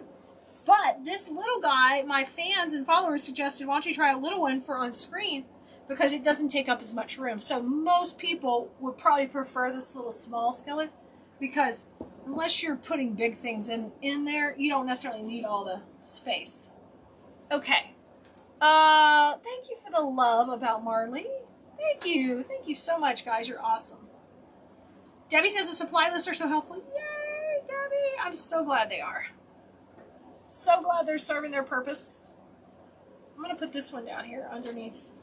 Just tuck it in a little. I'm going to use this to kind of hold down that ribbon a little bit more because I don't want to curl it. I just want it to kind of fall off to the bottom. All right, we just got a few little pieces left. And we're going to pop these in. Yeah, I like these in here. These are tantamount to putting, you know, when you add Christmas balls to a wreath, you might have done that before. This is kind of doing the same thing. Okay? Same thing. It's adding that. It's like a little bitty, it's like a moss ball or a poppy pop of fun. Hey, honey bunny. Hey. Did you get a text from anybody? Okay. Paul's supposed to text you when he gets a text from Dirk or a call from Dirk. So, live, right? Yes, I'm live right now. Hey everyone! Oh, Honey Bunny is Happy checking. Friday. Oh, yay! Y'all give Honey Bunny some love. I'm going to jump in the river. He's been busting Tiny, y'all. You know, the guys got to step up when you broke down. They got to do the kids. Hey, do you need to touch things? I've got a camera here. It's shaking. Please just go on. Just hold on. Let me help shake it. No, Shake. stop. Shake. Stop. Get out of here. You know, I was doing a professional video. Ah. It was halfway professional. Ah. It was somewhat together. Adios, amigo. And there he comes in, just, you know, jeez. Lord, it's 30 seconds of havoc. I know your significant others probably do the same thing. Probably the exact same thing. Jeez. Jeannie says, hi, honey bunny. Jeannie, he couldn't hang around long enough. He just came in and destroyed things. And had to go. I'm going to add one more here at the bottom. Oh, my word. We can't have anything nice around here. He hit the tripod. There is clearance to get by it. I mean, I can function. I have a bad knee and can function around it. He ran to the... Oh, my word. Right, Marguerite Boyce? Yes. Laura gave her a hi, honey bunny, too. You're so sweet, Laura. Yo, this just started off, you know, kind of basic. And I'm telling you, it is like diva. It's gone to the diva side. I love how we're just chunking it up. It's looking good. All right. We had a couple little pieces of greenery, and I got 2 more daisy pops we're going to put in. Carol's giving Richard a hi, too. You guys are so sweet. All right, let me look at it on camera. Get this tail back over here. I like that. Okay. Yes, Wilhelmine, like a Tasmanian devil. It's coming and taking the just go bananas on the joint. I know, right? You guys. I'm so glad you like it. All right, let's take this and break it into 2 sections, okay? It's a little bit long. I'm going to try to soften the edges just a little bit up here. Y'all, I love Freestyle Friday because I can just get lost in the flowers. Don't worry about any troubles. Have a good time with you guys. Thank you, Marina. And you have a hubby like mine? No, he's, you know, I love him. Let's add that there. So we added a couple little pieces down there. Now I got my little daisies, and I think we're going to come in with these in around the bow.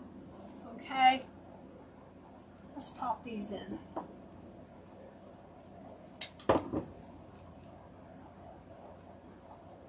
I might start liking Wreath and sitting down. Probably not.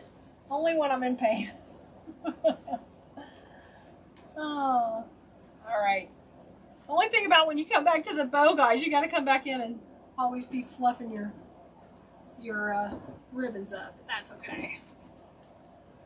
Thanks, Desiree. I'm glad you like it.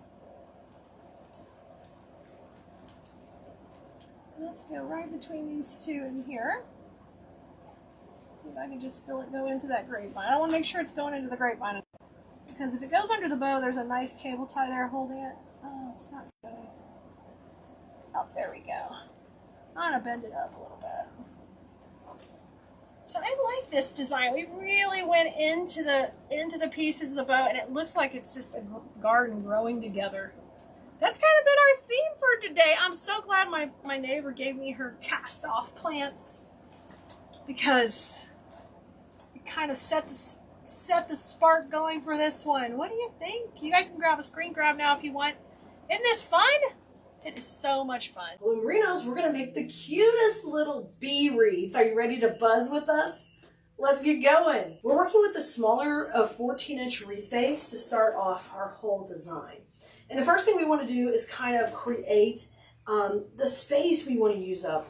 And even though this is a small base, I'm going to go way off of it. So start with your greenery. We're going to pull that out right here. And we're going to use our exclusive Cleese.com fishtail fern. I love that I can push this up to totally make this piece a little more clustered at the bottom, but wispy at the top. It's one of the great advantages of using this type of greenery. We're going to cut these down and start to shape out our base. So I'm just going to use my wire cutters, cut those off the stem, and we're going to create what we call our perimeter. When I'm teaching in design school, sometimes we create the perimeter first, sometimes we'll do it with other florals, but today we're going to do it with our right here with our fishtail. So I'm going to start going way off the design to kind of create this beautiful wispy look. See how far I'm going off? Way off. So we're going to start at the top and work our way around. Let's go back a little bit here and place these in. Now, I'm getting a liberal amount of glue on there, but if I don't have enough glue, it won't stay. So I've got to have a lot of glue. If I can see the glue, when I push it in, let's say it compacts in there, we use that Spanish moss to hide that and also make sure that you can't see it, okay? And it holds it tighter. So here you see a lot of that glue. I've got my bucket of Spanish moss here. I'm going to pull that off. Today we're using the chartreuse green color of our Spanish moss, and all that will be on the supply list for you, okay? So we started at the top, and now we're going to come here down to the bottom, and I'm going to also cascade a lot off the bottom. So we're going to do that right here as well.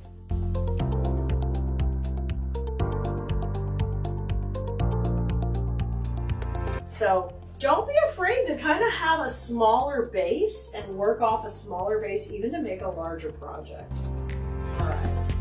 All right, so I used 6 of these pieces. I got a great shape started. You can see it kind of coming together. It looks excellent.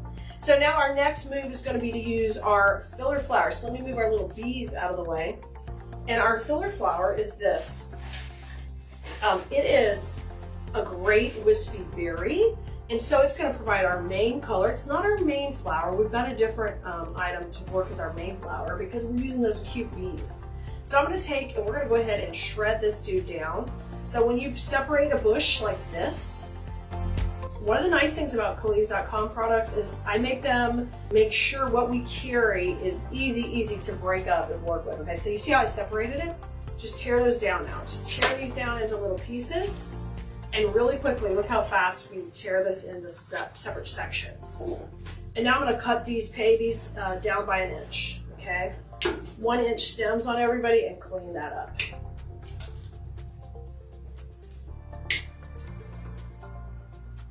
Okay, and they're all cleaned off. Pull all this junk out of here. We don't need this. We can save that stem if you want. You can recycle these and use these for picks for other pieces in your designs later, okay? So let's start putting these in. Actually, I need to break up both bushes. Let me just go ahead and do that first.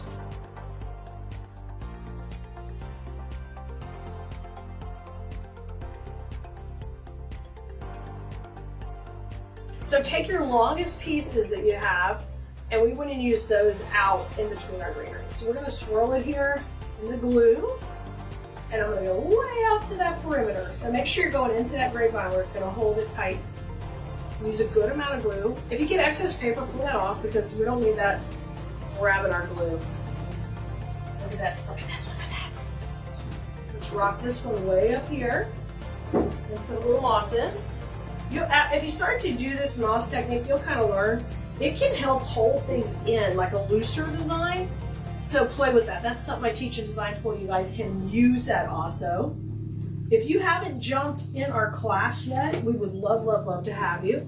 Every week I'm teaching in there a new design, and always skills and decoration tips and tricks for you to use, not only if you have a business, but if you want to create things for your home.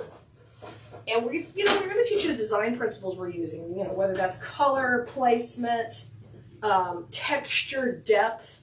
All of those things are super important in design, so you're going to see us utilize all of that together. Okay, so I've got a nice placement at the top here. Look at this.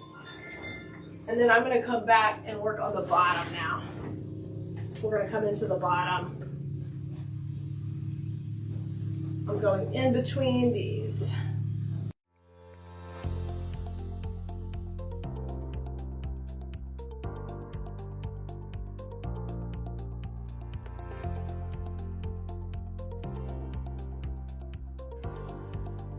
You can see here, take a look how I made sure that these are kind of moving up.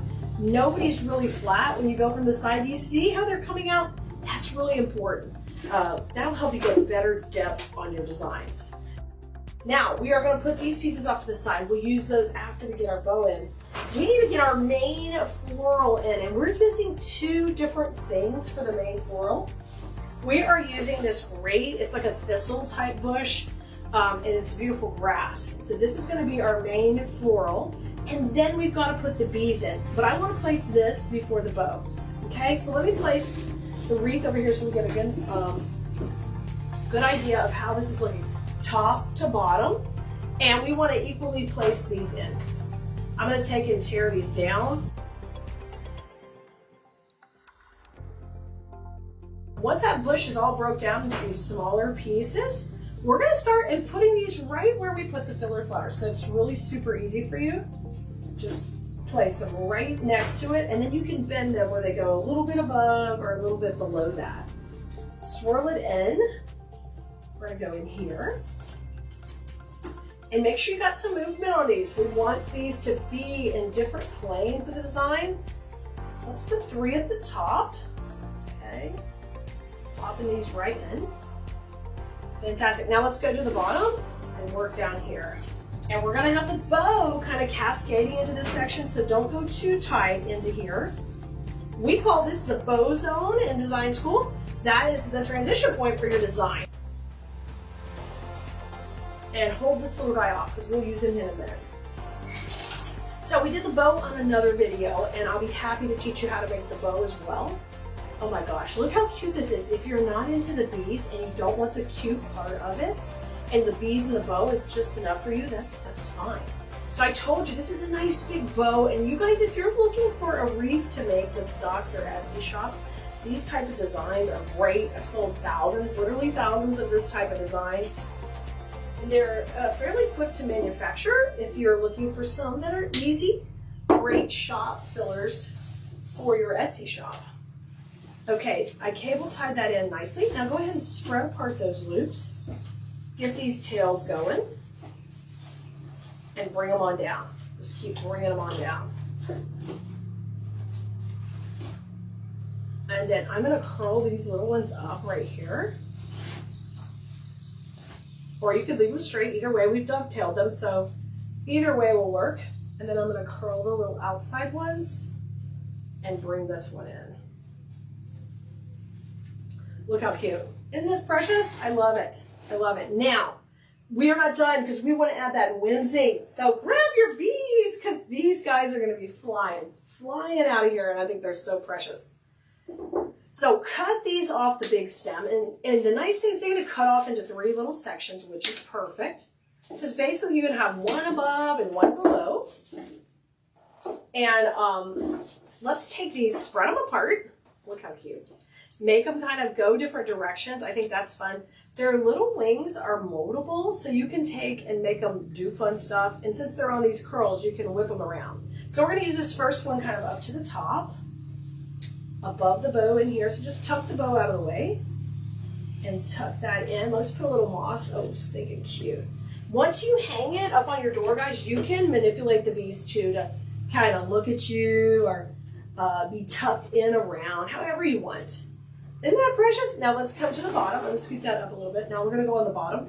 Now, on the bottom, I don't love for the bees to be upside down. So what I usually do is once we put it in, we'll just give them a little twist because they're going to all be upside down. And bees can fly in all kind of different directions, but we want to make sure we tuck them in.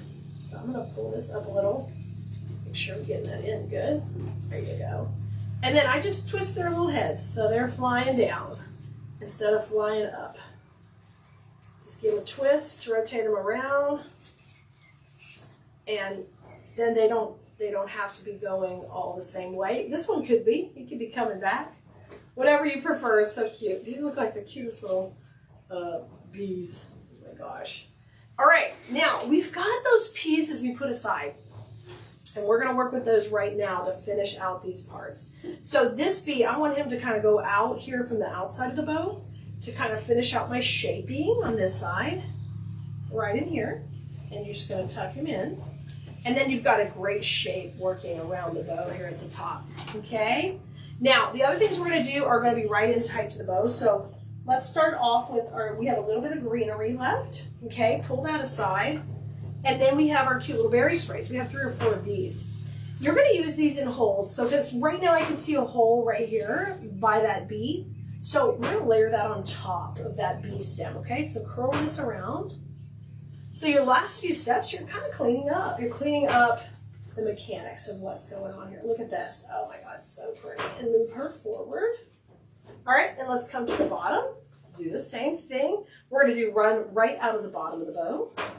Now, when you do your project here at the end and you're cleaning up, you could find a number of different places you need to put things, okay? They may not necessarily be where my holes are. So that's why I always reserve just a little bit of the supplies for the end, just to double check the holes. You know, 1 or 2 pieces. You can always yank something out and replace it in, but it's a little bit easier to save some and then just pop them in. I'm going to put this last one in tight to the bow here in the middle. And then we're going to layer that piece of greenery up in here also. Look how pretty these are. And I love that they're moving up. And make sure you don't squish that bow too much. Fluff it out.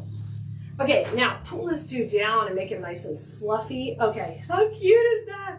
Keep the stem a little long. You got to get in behind the bow. And we're going to use this just at the top here. Like the bees are going in the grass. They're trying to get to all those little yellow flowers, get some pollen. And so that creates a little depth, guys. The green in the back, the green in the front. Once again, you know, tying in the depth. The last little bitty thistle in here, trim that stem down.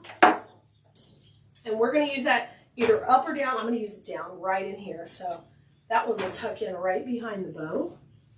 And we don't have a single piece of supplies left. We used it all in our wreath. That's something also I'm big on. I don't want to have things left over for my projects.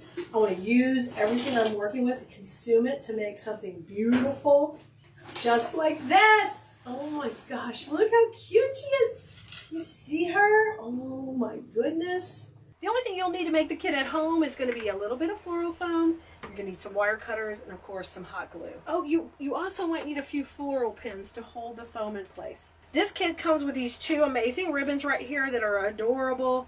And these are going to go in here, bringing out the hive and the cute little bee on there.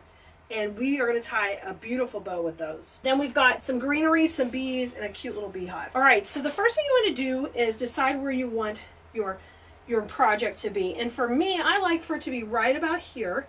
We're going to cut these supplies short and have them real tight and compact around our bow. So first thing I'm going to do is put my little bit of foam on, and I'm going to put it in right here a little bit left to right, because we're going to have stuff coming off left to right. So just get some glue on it.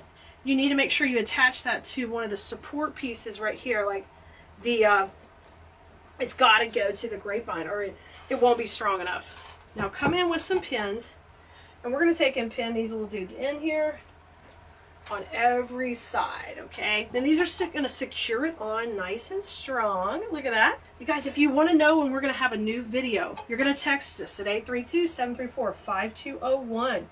You want to text us VIP, and I'll let you know when we have new content coming out. You won't miss a thing. The link will be right there for you when we text you, and you won't have to worry about finding the video. Okay, I'm going to push this in too. So I've got 4 pins in. That's going to hold it nice and strong. You can also flip it over and bring some from the back.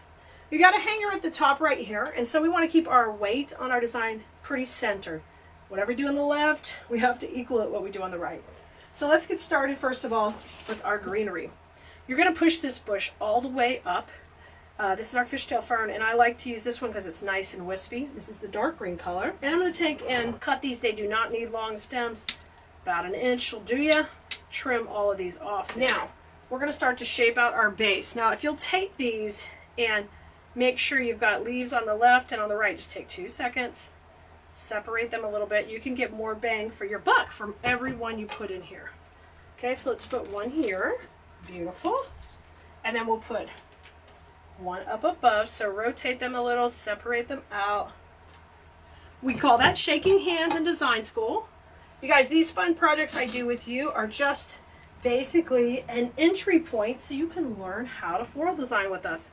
And kits that are projects like this that you can do step-by-step easy. You don't need to go really shopping. Once you have, you know, a glue gun or an electric skillet, and then you have some basic supplies like the wire cutters and scissors, then you are set to do these simple kits with us. And then when you're ready to start learning, like taking it to the next level, we have an entire class where every week I'm teaching you a new technique or a new skill that you can start to add to your, basically your arsenal of wreath making tips, tricks, designs, structure, all that fun stuff. And it's important to learn how to do it properly because I sell my work, and so whether you want to sell it or keep it for yourself, when you have that foundation to build on, it really, really helps you. So that's what our design school is all about. Okay, keeping this nice and wispy, I'm going to put one more in here, over here to the side. Okay, oh my gosh, how cute. Isn't that adorable? Now that our bow is tied, we are going to take and add it to a floral pin. It's one of those U pins I use to secure. So you're just going to take and tie her right on with that cable tie we had in the back. And now she's got that nice pin in the back to go right into the foam. Take and trim that off. And what we're going to do here is add some glue to her. I would prefer if you did not use a glue gun to do this stuff because it's dangerous. I want you to invest in this little bitty electric skillet or use your big one. Once you use it for glue, though, you cannot go back to cooking in it. But if you could do that, you are going to be better off in the long run. Okay, so I'm putting the bow in just a little bit sideways here, and she is a big, beautiful, full bow. And she's our focal point here with this design. So what I want you to do is take and curl up these tails. Oh my God, she's so cute. Because we want to kind of keep them tight. Now, if you want them to stay curled this tight, all you have to do is pop a little glue on there. I'll probably let mine kind of gravity pull them down eventually, but I'm going to curl them up to start with here. Isn't she cute? We've got all that greenery in the background. Now what you want to do is we want to come and start to add our fun picks in there, okay? Oh my gosh, she's so cute. I'm trying not to hide too much of the bottom of the hive because I think that really shows the shape of what we got going. Okay, we've got, first of all, let's take the other hives here. Okay, and let's cut them off the stem. Now what I'm going to do is just trim them right next to the other section. So they're fairly long, and then you need to trim it down to 2 inches. We don't need anything that long. Okay, so cut this first.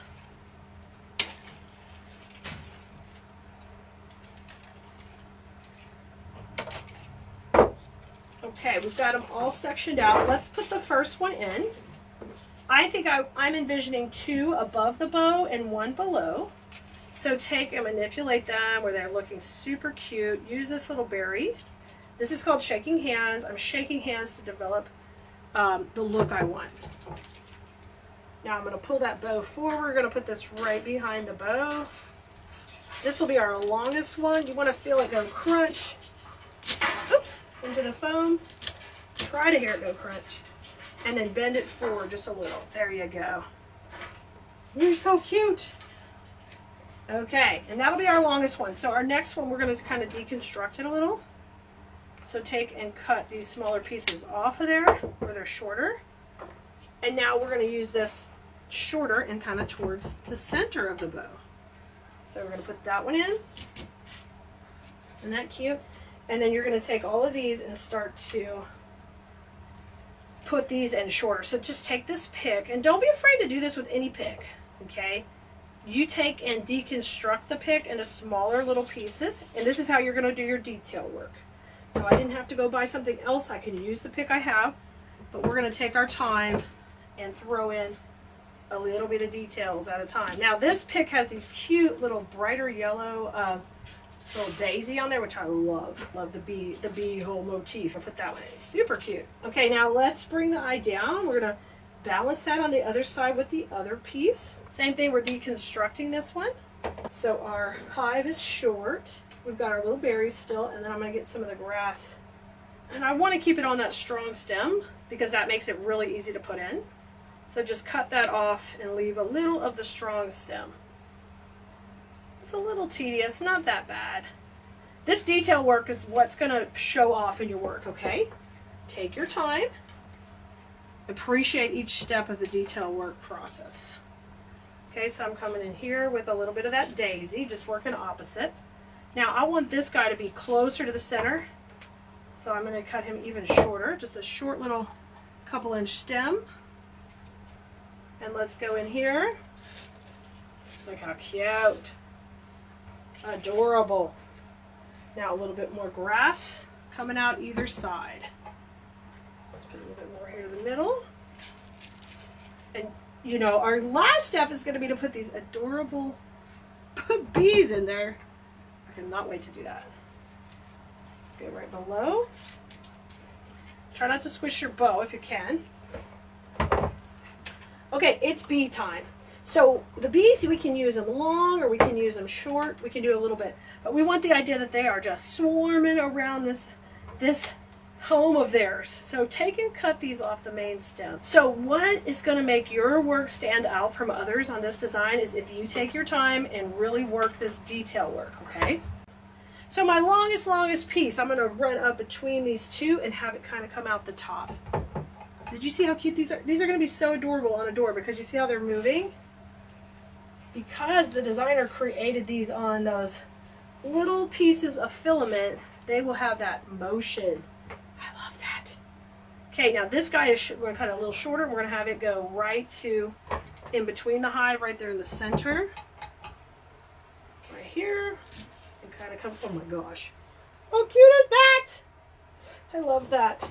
Now, we've got a little bit of foam showing there in the center. So what I'm going to do is we're going to take our last little pick and divide it into two sections. And then I've got two baby picks.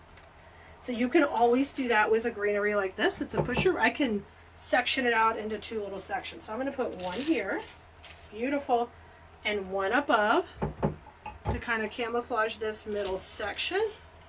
And now it's filled in really pretty. I can't see the foam. Look how cute. Oh my gosh. Okay, bee time in the bottom. So repeat the same process you have up here. We'll have the longer stem low and the short stem kind of right up coming out of the flowers. Look at this. Oh my goodness, y'all. I think this turned out so cute. You'll have some ribbon left. You can definitely make yourself a little ribbon accent. Hey guys, hello everybody, it's Kali. We're gonna freestyle a bee. Just gonna do it a little bit different than how we've done it in the past. We're going to use a little foam today just to make it a little bit different. So I'm gonna start by adding this piece of foam right here to the center. And I'm gonna kind of work at an angle. It's up to you how you wanna do it. The bee has wire all in the frame. So the cool part of that is it's got lots of places to attach to. So I'm gonna go ahead and get some glue on this foam. And I'm gonna just put this a little bit sideways, okay? On there. And then I'm gonna come in through the back, just in case it's a little clunky on video, and I'm gonna pin around these wires. And then this guy will be in there really safe, okay? And we don't have to worry about him failing or coming off. So I'm gonna put him in, get that part done. So now I'm coming in with those pins just around the wires. Okay, I've got it pinned in good. I've also got it glued. So it's safe on there. Look, cha-cha-cha. Make sure the glue's set up before you do that. You can also add a hanger back here If you wanted, I'd put a nice big hanger right off this wire. If you put it right here, then the customer can either hang it straight if you're selling them or if you're making one for yourself, or you can have it kind of kicked to the side. I'm just gonna hang it off, probably right just off the frame right this minute while I'm working on it, but you have those options. I'm gonna start off by adding some greenery. Oh, you know what else I need to do? Anywhere there's a little bit of wet glue, I like to come in with some Spanish moss while it's wet. And basically I'm gonna keep this low. I don't need it really high, but I wanna cover up the edge of the design because I don't want to ever see this glue. Sorry, I forgot to do that right away, and I don't want this to set up. And I'm gonna just pin some of that too. So I'm hiding the foam is what I'm doing. I'm gonna have greenery and a lot of stuff to hide it, but anywhere I could see glue, I wanna cover it, like right now, first thing. This is our Riscus bush greenery, and I love it. The only thing is it's not a pusher, but it breaks up really easy. Let's cut off a few pieces of this and let's create our kind of our perimeter. That's something I would say in design school. We're going to create our perimeter for our design before we start adding any of the other elements. We're going to start off with greenery. So I can break that piece down to a couple of sections like this, and then we can add them and decide how long you want it. Now the biggest mistake people make on the bees is they get this maybe a little too big. Cut them down a little bit. We don't need them gigantic. We're just going to cut them in half. And when you do those kind of cuts, you make sure you cut it where it looks natural, right? You don't want it to be a wire sticking out. You want it to look like it's just naturally that way. So we're gonna take, I've got my glue pot right beside me here, and I'm gonna start to just create my base, get my shape going. I don't need that massive though. I wanna be able to still see the bee, but keep all this framed out, okay?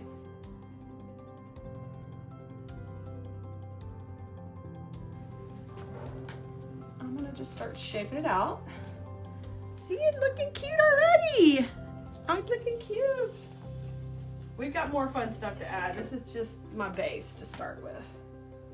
Okay, and I'm gonna come over the face a little of the bee, but not, we don't want it to be totally overtaking it. Here comes a couple more. Got these two. And I'm gonna just shape it out. Shape it out. All right, pretty good.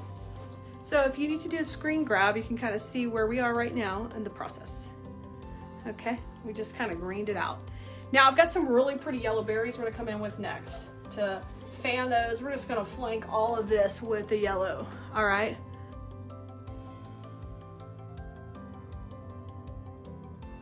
Oh, that's cute. That's making it really fun right in there.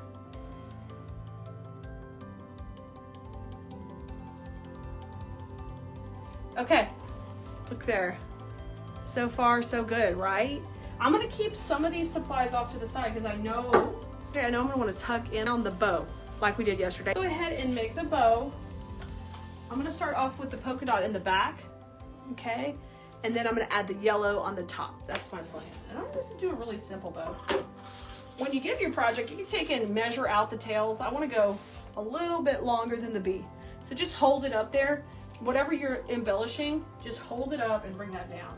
And bring that to the center and twist. And I am gonna make just a 2-1 bow, really simple at 6 inches. Let me see what 6 inches looks like up here. You can hold your whole bow maker up there. Yeah, I think that's fine. I don't think I need 7.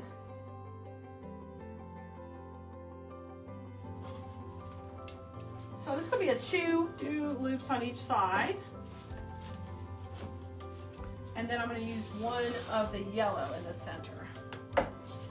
I like that yellow because it's got the little stripe on the edge. All right, let me cut these. Okay, that one's done. And now I'm gonna use this one, okay? Put that right in the center. I'm just gonna make this tail just a little bit shorter.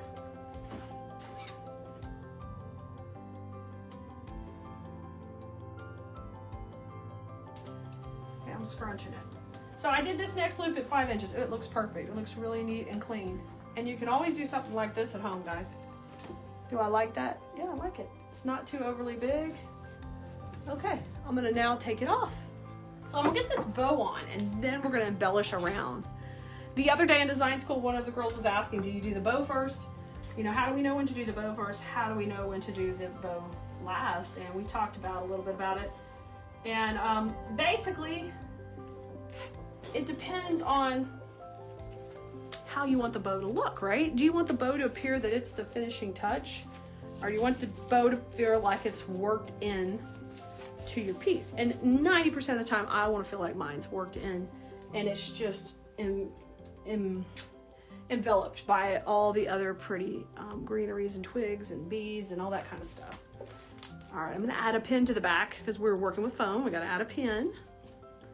Putting that in, I'm gonna cinch it up. So when you use those cable ties, look how poofy that bow, oh, it's just delicious. Got good movement. And I do have to cover the center. But we had talked about if y'all had a cute little bee you could pop in the center of the bow. Oh my gosh, would that be precious? Maybe you could find something little. The ones I have are too little. Really, they wouldn't be effective.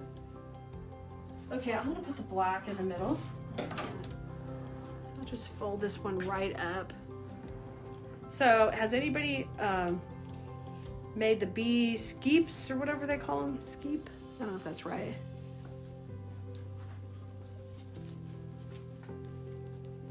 I've seen some videos on those. Those are cute.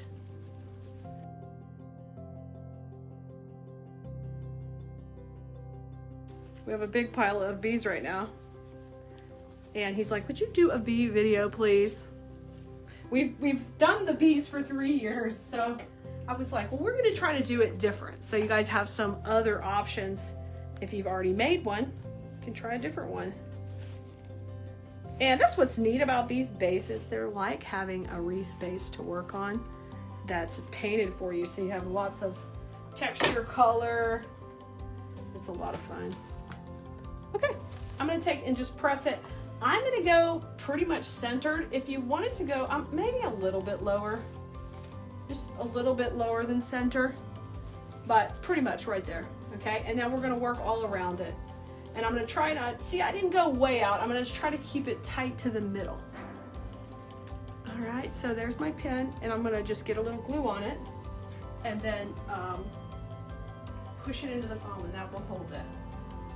I like to use the floral foam. It holds up better over time than the spray foam. In my history doing for 18 years, I did craft shows traveling all over the country, and it just holds up better. So in the long run, I know it's more expensive, but it's my preference. I'm gonna go right in here. Oh, yes. Look at that. It's cute already. Oh, it's got a lot of dimension, a lot of pop. Look, look. Oh my gosh. All right, if you like it so far, I need some not stars. You can send stars, but I need some hearts. Let me get some hearts. I guess if you don't like it, you could give me the sad faces. You better not like it. It's adorable. All right, now we're ready. We've got our background built, and now we've got to get all the fun stuff in the foreground. Okay, so that's done. Now let's add the interest to the front, because that's where the party's gonna start. I'm gonna start with a little bit of greenery still. We're gonna build out around there to get a base. I'm gonna just trim this greenery up a couple pieces here. I don't need it long at all. Just where I have maybe 3 sprigs on there would work fantastic. Boom, boom, boom. And I'm gonna add these in around the bow. Okay, let's do this. Okay. And we still have the cute little bumblebees I wanna add and some other grasses. But I need to use this particular filler right now to fill in, hide the moss. I'm sorry, the foam. I always say that wrong. Every day. Apparently my brain stores those 2 words in the same memory bank, and I pull them out incorrectly. It's kind of like watermelons and pumpkins. It happens. So far she's good right there. Do you see it if I bring it down? Let me keep it up higher. Let's wiggle it a little bit. I didn't put a hanger on it yet, but I think I would do that. Okay, now I want to put some little bees in.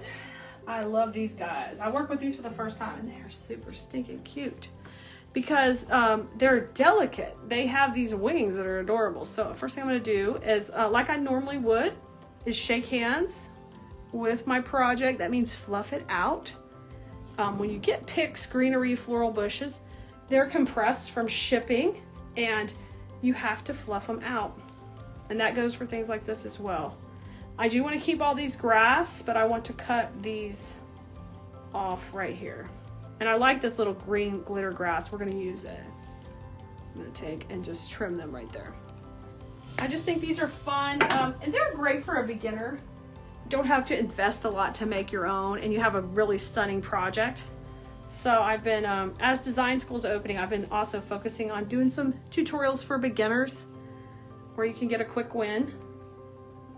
Okay, let's put these in. I'm gonna use 3 on the top, 3 on the bottom, and these guys are gonna fly to the back and the front. So we're gonna have 6 of these total. I'm gonna go up here, just go right behind. I think they're just like they're buzzing around, like this is the queen, and they're like, hey queen, I wanna hang out with you. I'm sorry, I don't see all the comments great. I say somebody said, hey, hey, hey, hey to you too. We're buzzing. We're buzzing around here. How about this one? More to the middle? Oh yeah, he can come in the middle. He's happy little bee. Oh, so cute. See how cute? Ah! All right, now this guy, let's have this guy come way out the back. Like he's flying. Whoop. He's like, I'm almost out of here. What are y'all doing around this queen so much? This is a boy bee. He's like, huh. What's up? I don't know anything about bees, guys. So I'm just having fun. I'm just having fun creating with you. All right, the 3 bees are in. And I want to come around with some of the yellow berry a little closer to them now. Okay, we have enough of that. We can add some more. Let's bring that in. Woohoo! All right, here's this guy. Let's see, I have 3 pieces left, so let me just use 1 in here, and then I'll kind of sparingly. I really love to do this. I love sharing it with you guys. I love picking out products for you that I think you're gonna love to use, that are easy to work with, that are gonna make you look good because they're just easy. And you don't have to have that much practice to get good at some of this stuff with just implementing some of the things I'm teaching and showing you. Okay, there's our 3 bees at the top. All right, now I'm ready to come in at the bottom. This is a little too tall for me like that, so watch this. All you gotta do is grab your wire cutters and come in, and I'm gonna thin this piece out just a little bit. Just a little bit too much. It's no problem. Cut that piece off. Now cut it where it's wrapped so I don't end up with a bunch of little pieces. I don't use a pick machine. I don't like using them. So I always make sure when I make my cuts, I leave things clustered. So if you don't know what all that means, it's okay. But I just wanted to share that tip while we were in that moment. Okay, this is the grass that came on there. I like to curl this grass. If it doesn't curl, I generally won't use it in my piece. I'm just picky about this type of grass. But this has little glitter on it. And we all need like a little sparkle. Oh, that curled up good. See how pretty? That's what we're looking for. If it curls crazy or looks goofy, we don't use it. Just, it goes in the garbage, guys. We just don't, this is directional, and if it's going wrong, it'll cheapen your project. I'm feeling super teachy. I hope y'all are enjoying it. I own several pick machines. I just got better at not using them. Basically, after selling thousands of wreaths online, I learned we've got to make them fast, so we have to learn these little skills, these little nuances we need to do to not waste a lot of time doing extra steps. That's why. Nothing wrong with the pick machine. It's just another step that I don't want to do. All right, I'm going to put this right in the back so that can kind of come in the mid zone right here, not in the very back, but right behind this little section. I'm going to put that in there. Okay, and we're gonna go on down. Yeah, what I'm teaching in Makers University about our how to sell on Etsy also. The one thing I want to, you know, always remind everybody is you've got to have some simple projects too, so you have different price points. Oh, that looks really good in there. That looks really, really good. That looks really good. So if you need the supply list for this project, just say supply list in the comments and we'll get back to you with a link, okay? Cute so far. All right, I think I still want to put some grass and little bees at the bottom. Okay, so I'm just trying to keep this tight at the center. It's still wispy, it's still my design style, but I'm not going way out past those wings. And it's just, I'm making it a little balanced. All right, here comes another set of bees. These are fun because you can make them play. Maybe I'll see if we can put one right in the middle, see how it would look. I'll play with it. All right, here we go. So I'm just gonna gently pull out those grasses to the side because I definitely want to use those. Definitely want to use those for sure. Oh my goodness. Because I love those little glittered one. All right, let's take these bees. Are there people in here who love actually honey? Richard Honey Bunny, aka Honey Bunny. Oh, hence the honey. He has honey every day from a local honey supplier. Do you guys, is there anyone else who does that? All right, there's our bee. And let's have this one come out the bottom. We're just gonna mirror our placement up at the top. So I'm gonna come in here, just take your fingers, spread them apart and get into the foam. We'll want to get into the foam. So, you know, foam is always an option to create on. And sometimes we do cluster, sometimes we do foam. You have options. That one's in. Little guy's flying down here. He looks a little lost. Come on, buddy. There you go. Jeez, these wings are super cute. So cute. When I was younger, one time I had like a little allergic reaction to honey. It's never happened again.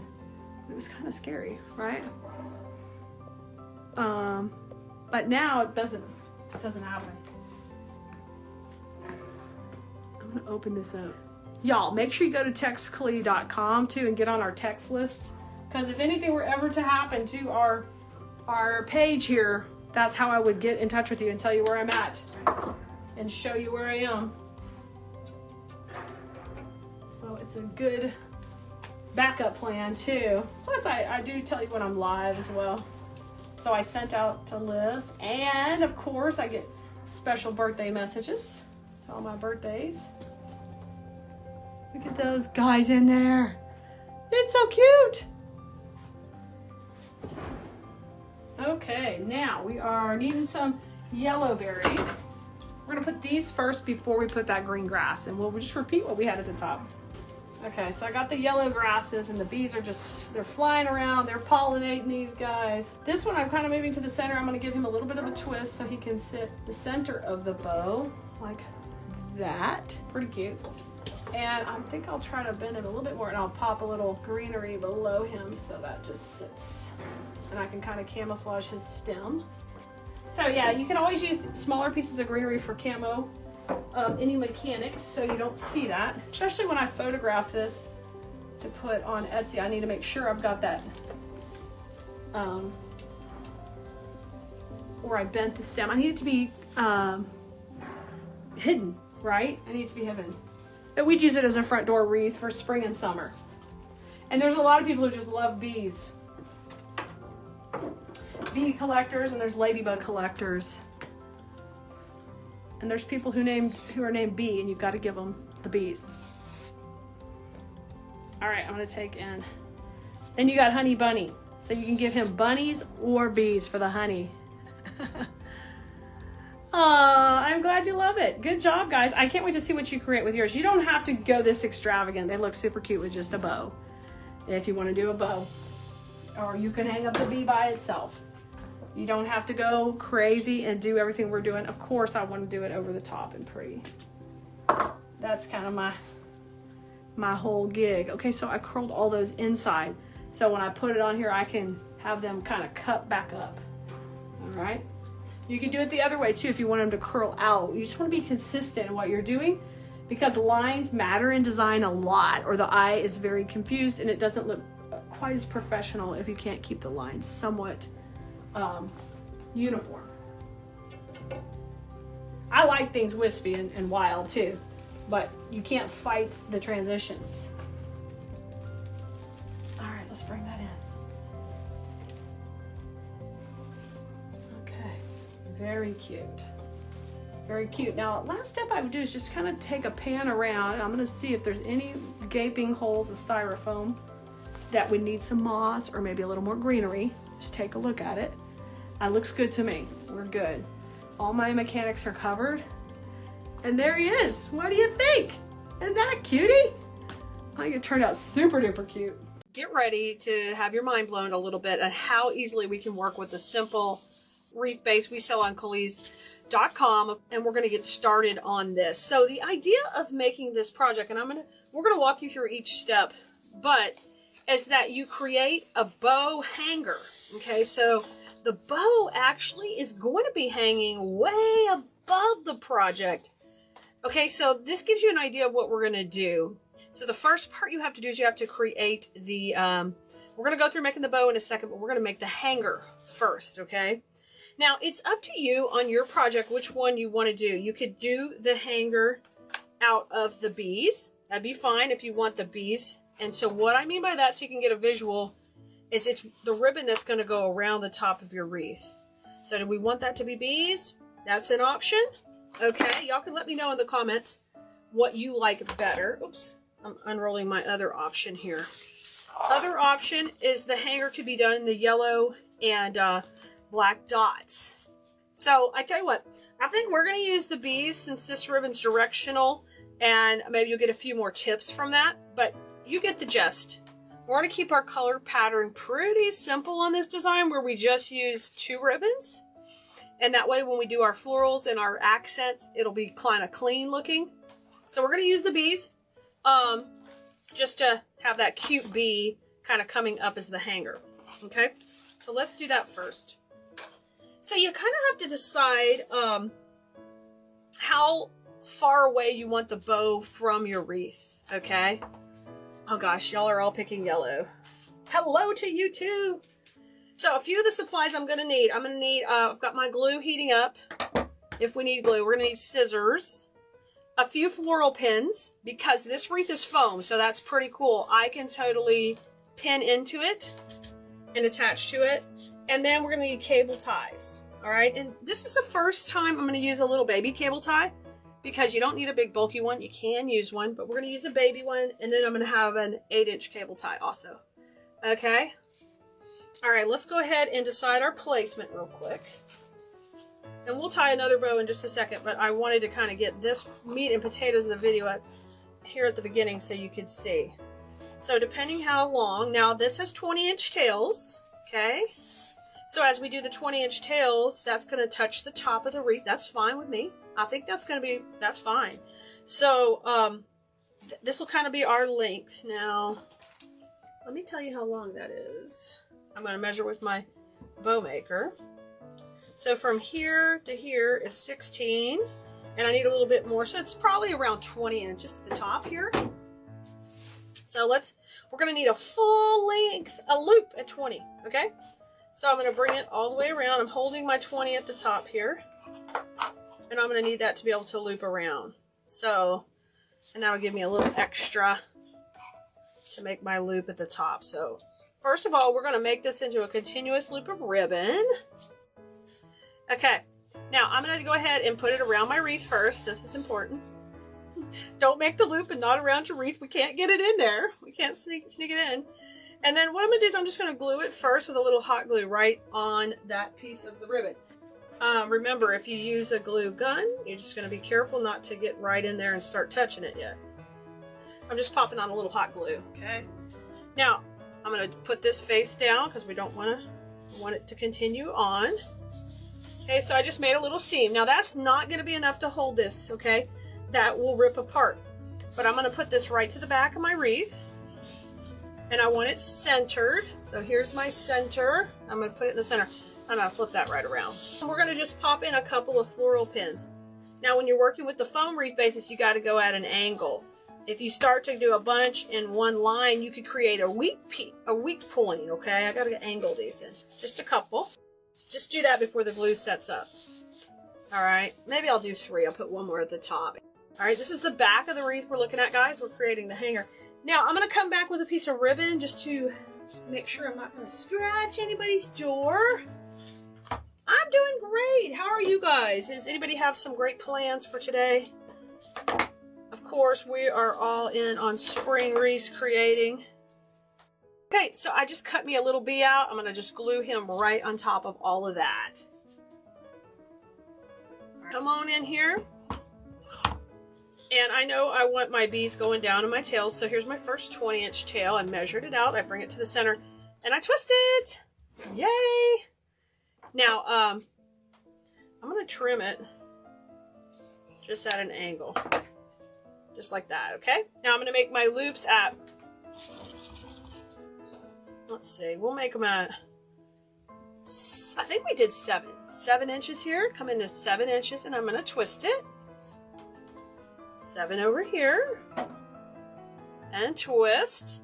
You see how my right hand goes forward, my left hand comes back. I'm going to make a nice strong twist. 7 inches over here and twist. And I'm going to start fluffing it right out. We're so happy you're here today with us hanging out. Glad to be live with y'all, and make sure you're on our text list because I'm going to shoot a text when the second half of the video comes out where we actually design the bottom portion. But this is kind of a 2-video series because our simple product Saturday projects, we like to keep them under 30 minutes, and this one takes just a little bit longer. So we just thought, let's do it in a 2-parter. Okay, there is that part of the bow. Really easy, okay? You got that. Now we're going to add some yellow. And this tail, oh, you know, in our original bow we used yellow in the back, but that's okay. We'll put it in the between here. We'll just do a little bit different pattern. Okay, I'm going to step this up a couple of inches shorter. Probably 2 inches. I usually go with 2. Same thing, twist at the center. Now I'm going at 6 inches, so we're an inch shorter as we come into the middle. Okay, and I'm fluffing it out, holding it with my fingers. And I hold that center till I'm ready to start the next. Okay, and I get it all nice and pretty. 6 inches there, and scrunch. We're just going to have one loop here.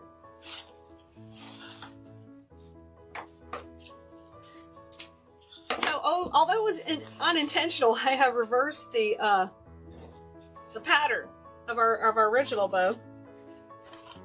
But you know what I could do? I'll make this one, and you could choose the one you like better for us to put on our wreath hanger at the top of this foam wreath. Okay, so look here, a little bit shorter, continuously decreasing the tail length. And I'm going to twist, and I tried to intentionally do that twist where it was kind of in the middle of a bee, so I could have a nice look. This is 5 inches here, and then we'll do 5 inches on the other side. Okay. And I thought I was going to have to worry about the direction of these bees originally, but they look fine. They look totally fine going up and down. I know on our Bow Wednesday video I cut the tail to make it go straight, but it doesn't really bother me on this one. Okay, there you go. There's our bow. Now we want to go ahead and take it off. And while I'm taking it off and preparing it, y'all vote if you want to use the more burlap one, or do you want to use the one with the yellow in the center for our finished wreath? Y'all pick, since I built this one backwards. Kind of gotten all in on the bees. Okay, an 8-inch cable tie going right up the side, and I gently pull that up. Now I'm going to rotate this between my fingers, and I'm going to start fluffing before we get it really tight. And that includes bringing those tails down. You got to do that. Now I'm going to put, I usually put a longer cable tie in the back. We're going to choose the 8-incher right now. Okay. I think we'll go with the yellow. So right now I'm going to go ahead and put yellow in the center of this one. And we can show you how they both will look up against our color palette. And you could choose what you want to do. I just cut about a 12-inch strip of the yellow polka dot. And we're going to use it right down the center of this dude. I'm just folding it till I get an interesting pattern. I like this where I get a little yellow dot and a little stripe. I think that's fun. Okay. We'll put the yellow bow. See that down the center? That's cute. I'm going to twist. And I'm going to twist. I've got the Royal Queen Bee here. I have. Okay, so there's our two options. So this one I didn't really end up worrying about the tail positioning. It worked out fine. You can go back and watch our Bow Wednesday video this week to check out how we did this one. And basically all we did was cuts on it. And we're going to use that one as our topper to our wreath hanger, okay? So we finished our bow. And let me go back and grab our wreath. And we're going to knock out the hanger on it, okay? Keeping in mind with what I have planned for down here, I think I like this a little bit better. And we already decided, as this is our hanger, and we pinned it in. Let's take a look real quick. If we had chosen this, one, I'm going to pull this out of the frame. You don't quite see it as much. What if we had chosen this as our hanger? Right here. Like, let's say we put this one. And that was our pretty hanger.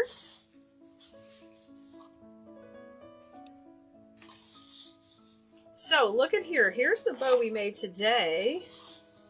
Here's the ribbon hanger. You can see how they would totally both work if we just made those slight changes. So, the takeaway from that right now is the hanger being the ribbon that's used less in the bow seems to really, really work. It seems to really work. All right, here we go. I'm going to come back and we'll finish creating that. But play with your patterns, and you can even do that a little bit before you decide what you want to do as far as your project goes. All right, now I'm going to be making the hanger, which is all going to occur right here. So what we need to do is we're going to need a loop for them to hang it over their wreath hanger or their command strip on their door or whatever they're using. So it looks like I'm going to do that right about here. I'm just going to hold that with my finger. And it's time to grab my cable tie. And what I like to do is just kind of pleat this up right here. Boom, boom, boom. And give it a hard twist. Hard twist it. Okay, and this is going to be the loop they hang it from. All right, and I'm going to take and I like to put a cable tie here to keep it from twisting on you. It's not going to twist a lot anyway because of the bow will hold it, but we want to keep that in place right there. And that's where I use that little baby cable tie. You can use a big one. We're going to be putting another one over it anyway, but I like to have a separate one to kind of say, okay, stop twisting right there. All right, and now it's time to add our bow. And we're voting on the yellow. Look how cute. So this is the hanger that pops up above. And now I'm going to put on the bow. So yeah, y'all can go check that particular video to see more about this project. And make sure you're on the text list so when I release the next video, I'll let you know for video 2 in this series. It's a mini series, y'all. Isn't it cool we're having bow making mini series? Wreath making. Okay, now the next thing I will do is I'm going to manage these tails real quick. I'm going to give them a curl. Give this a little bit of a curl. These are the two shorter pieces. The longer pieces, I think we're going to let them somewhat fall down here. These yellow, we're going to let that yellow kind of fall. curl this one. Okay, so that's our hanger. That's functioning as our hanger to the top here to hold this on the door. And these are our longer tails we're going to let kind of break the plane of the wreath. And there is our bow hanger. We're going to use bee-inspired colors, okay? So we're going to go with yellow and green. So we have this bush that we're going to use, and we're going to first of all start by just tearing it apart so we can get all the little pieces off of it. So I'm going to just start. Usually what I do here is I gently tear this paper. I'll just use my scissors. If you have a box knife, you can use that. Just be careful. I tear that paper just a little bit, and I'm going to pull these out. So I'm just taking and pulling this apart right now, and you just tear these pieces off. If you can keep them somewhat clumped, it's better. You don't have to do as much repositioning. So I'm going to have, it looks like 4 clusters off of this spray, and just take and trim them. Trim them right off.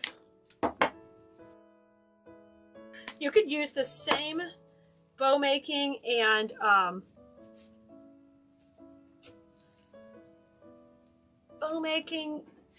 hanger process. I was just thinking, what am I going to call that?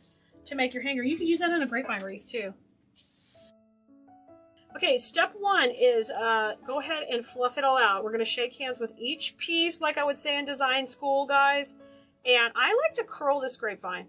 So I'm going to take these little faux vines and curl them just with my finger. You don't need anything fancy. You can use your finger to do that. They all have a little wire running through them. Okay, that one is curled up, ready to go, okay? And I'm going to lay it here. We're going to start to lay out our design. Because of their hanger being in the middle, we kind of want the weight to be a bit centered. It could be off center a little, but we want it to be centered. It'll just make our design lay prettier. Okay, look, I just started laying some on each side, and I'm just going to lay out my design. We're going to keep it real simple.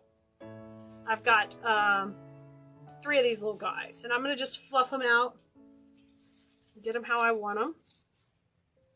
How about we'll put 3 of them, just like that, a little down and a little up, a little bit off center, okay? So this piece, I'll just save it for another project. We'll just put it to a side. Hey, Melanie, hey, Mary. All right, now, where's my little bee pick? This is the cutest thing. This one comes with 3 little bees, and they're actually pretty intricate. They each have their own little set of wings. Oh my gosh, they're so cute. Can you see them?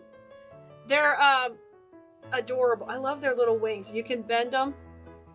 It comes with 3 of these.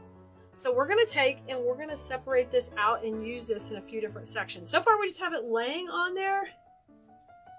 I'm going to take and trim these. Hey guys, if you are watching over in one of the groups, which is fine, if you want to comment and be able to comment and me chat with you, just come over to the Khalees page. If you're watching on a replay, no problem. We're just happy to be with you and help you get inspired to create something beautiful. You know, just besides these videos, we have our design school class that's going to be opening up soon. I took those 3 off, okay? So these 3 are separated. We're going to use those throughout. And now I'm going to separate this grass a little. So I'm going to look at how it comes on this pick. Sometimes I can cut it in clusters. If I can, I will. If not, we'll just cut a few pieces off and use them in different spaces. So I'm going to take a few off, and then I'm going to leave the rest on here. So I've got 3, let's take about 4 off. 4 or 5. 4 or 5 pieces off, and I've got these we're going to leave on the wire. Thanks, Stace. Prayers for a good doctor visit. All right, now with these little grasses, what you can do is curl them. So just like you would with like a ribbon, like a curly ribbon for balloons. You guys have done that before, I know. You're crafters. Because this is glittered, I don't want to overdo it. I'm just going to do a nice little curl on it. And look, I just maintained the whole cuteness of the curl. Can you see it? See how it is there? Cute. All right, we're going to use this first. Now, I'm going to take and just dip this in the glue really quick. My glue pot's behind me, so just a sec. I just dipped the whole little cluster in glue. So I just kind of sealed it together with glue, and I'm going to add it right here to this piece over here. And I'm just going to put a little glue, and I'm going to lay that other pick on top of it. So there's nothing holding it but a dot of glue. And that's really just to hold all those grasses in. Now I'm going to take a floral pin and kind of drag it through that glue a little. I'm going to put it in at an angle to hold all these. Okay? So let's add a little angle right there. Okay? Fantastic! Now, let's do that with the other side too. I've got the grass coming up. This piece will be going down in a second. We're going to go to this other side. We're going to take and curl these too. This is the other set of grasses. Hey Trudy, good to see you. Trudy's representing. Of course all the blue merinos are here. So we're going to do the same thing on this side. Look how cute that got curled up. Isn't that cute now? I don't need to, I'm sorry, I don't need to glue this one because I cut it off. All right, this one's going to go down. I'm going to fluff it up. This one's going to go right beside it. I kind of like this grass on top of the other. All right, and same thing, we're going to pin this piece in. So I'm going to go ahead and dip that in my glue pot first right here. And then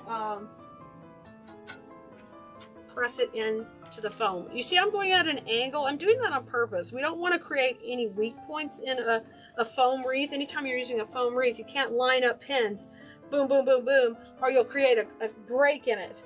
Okay? You guys get it? Hey, Sandra? Now, this last piece, I don't want it straight down just because I like things angled. I'm going to go in at a little bit of an angle, but you can do whatever you want to do. So we're getting the 3 berry picks in, and I added the grass. Then we're going to put the little bees in just a second. I'm dipping it in the glue again. And we're coming at an angle here. Just coming at an angle. Just enough to hold it in. And if you feel like, oh, that could pull out, no problem. Come with a pin down lower and underneath. So I've dipped that one in the glue, and I'm going to just come back at it and just grab one part here with the stem. All right, and you can layer that up above it to hide all that. All right, before we put our cute little bees in or any more of our little greenery, let's go ahead and put our bow in first, okay? And then we'll work the rest of our components around that so we make sure those little bees are flying out. So we have a big bow at the top for our hanger. So I don't need, here's the big bow, right? I don't need to overkill this bow on the bottom.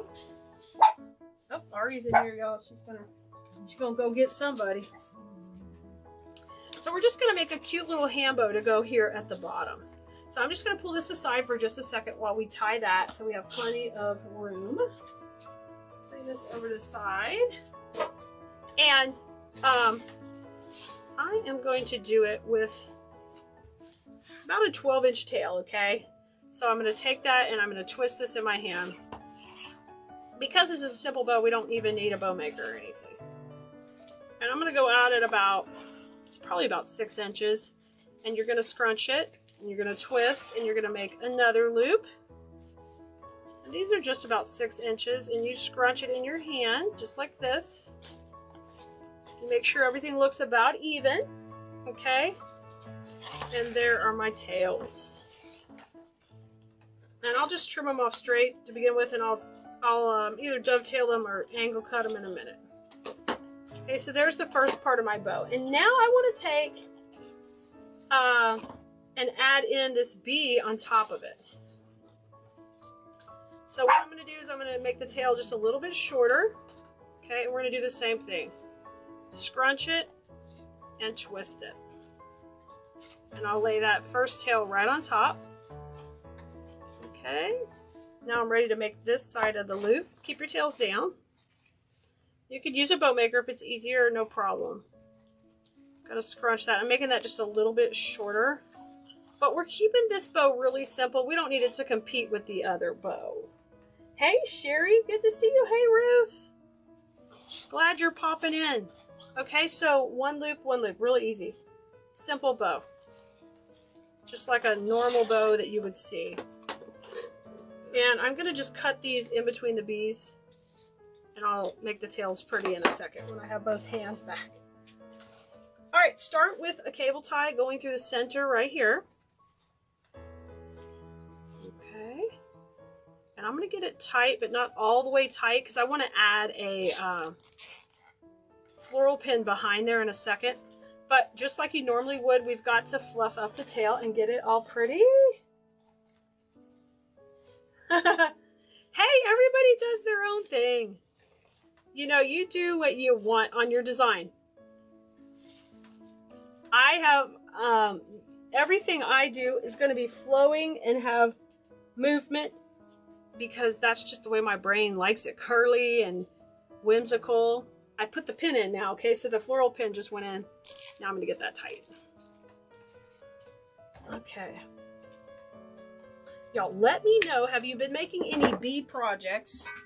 Bee wreath attachments? What have you been doing with bees lately? I need to know in the comments.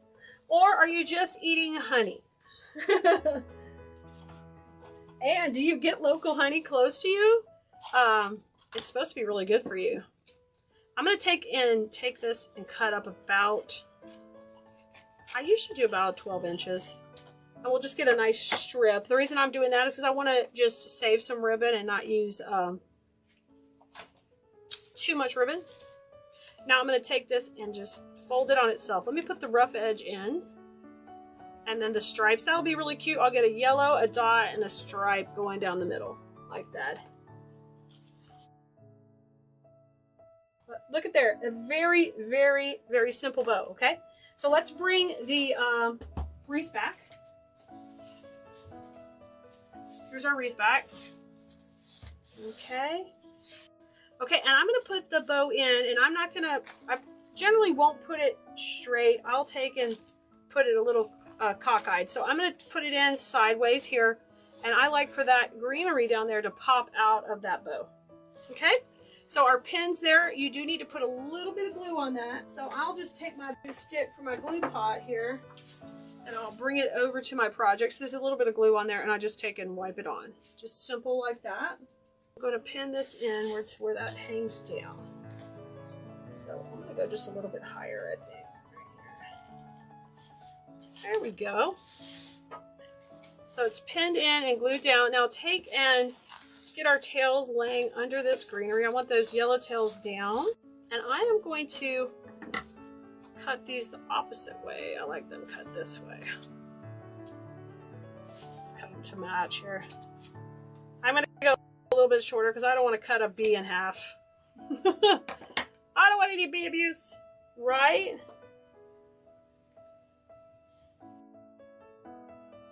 All right, I'm curling up that twig. Now let's get those bees in. That's so cute. Here's our bow at the top. So what happens with this whole piece is it's a long, beautiful piece, but it's not expensive to make. But when they hang it on their door, it's a party. It's a dang party on their door. Let's add the bees. Let's get these guys in. So I'm going to start with these. I think I'm just going to lay them first to get an idea. Let's have one maybe right here. Oh my gosh, how cute is that? These have so much dimension, and with their wings, they are just cute. They're not like those chinchy ones. All right, I think we're going to do one on each side, and then I'll have this one kind of fly up from the bottom. So we'll just kind of repeat where we had the greenery and get these guys in. So we'll be able to push these directly into the foam. We'll try that first. If that doesn't work, we'll just bend it like an L and pin it, because they're all wired. Either way. I'm going to take and we'll start off with pushing it in. I'm going to dip it in glue and see if we can push it in. Okay, I'm going to go up a little higher. Oh yeah, we going in. Perfect. Now it's got a nice strong wire on it, so I can make this bee fly up, turn around, and sit up. Yep, perfect. Lots of dimension on this. Like I was just talking to my design school students, telling them that I just don't make things flat, and my designs aren't meant to be that way. So that's the same thing when it goes with this one. We got to have a lot of dimension. I'm going to push this one in on the other side. This is so cute. Okay, so that one's in. I got my two on either side. I'm gonna have that third one come out the bottom. Like they're buzzing all around the bow. Can you see it? Ah, it's so cute! All right, I'm going to come from the bottom and just push it right below. Let's see if we can get it in. I got it. Like I said, if you have trouble getting something into the base, just pin it. It'll solve your problems. So there's my 3 bees. All right, and the final step I'm going to do is I'm going to take this little piece, we're going to break it down a little, and we're going to have it kind of come in around the bow. And in our class, I would call that breaking the plane of the bow. So that's what I'm doing right here. I'm going to break the plane of the bow to give it more depth in my project. So the first thing I want to do is have something coming right up here through the middle. I'm going to take this little berry piece, we'll use it there, and we're going to need a pin to pin it in, okay? So I'm going to kind of lay it where I want it, right above the bow. And then I know you're not going to be able to see me pin it, so I'm going to dip that in glue and just pin it in. The bow's going to hide it a little. And I'm trying not to pin all in the same place. So I'm pinning over to the side, and then I'm bending it up from here and letting it kind of come up. Very cute. Very cute. Now let's have a little bit maybe coming out of the bottom right through here. Going to lay on top of that layer, a layer of the bow. Yeah, it really looks really cute. I'll post some finished pictures up on the website over at please.com when it's all finished. And you guys can see how it looks hanging low. It's going to be hard for me to show on you on the video here. I'm going to try to push this in because there's a lot of other stuff right here. And we'll have that kind of come out a little to that side. Let me fluff it up. Get my little tails done. So you can see how you can make these really fast. And if you're a beginner, no biggie. You can make one on your own. Let me curl these tails. Because literally all we did was add a little bit of movement to the bees and had them poke up. It's nice and whimsy and whimsical. Now what we're going to do is get control of these tails. When we made the bow on the first video, we talked about how we wanted the, I wanted the tails to kind of come down to the wreath. If you don't like that look, just shorten them up. I think it's really cute. I'm just going to finish fluffing up the bow so you can see how it would look on a door here before we finish. Hi everybody, great to see you today. I'm Kali with Kali's.com, where we love to teach you the love of floral design. And don't forget, you can find all the supplies for this project we're going to make today over at Kali's.com. I hope you're buzzing with excitement as we're going to create our own little hive decor to go on our front door. And with this project, it's like what we call our simple project. So we are going to do this in under 30 minutes and make it a lot of fun together. So we're starting off with this really cute honeycomb base, which is just stinking adorable. It just looks like a honeycomb loaded with honey, and it also, of course, makes a beautiful flower shape too. So it's perfect to embellish with our fun bees. So we're going to be using this cute bee. He will be our main piece we're going to add on to this piece. We're also going to use this really cute ball pick because we need a little bling bling. And don't those remind you of the bees with the little fun stripes on them? And the cutest part of all is these sweet little honeycombs. And they've got little flowers and all the bling with them too, and the glitter. So we're going to have, those are going to be our 3 main supplies we're going to add to this base also.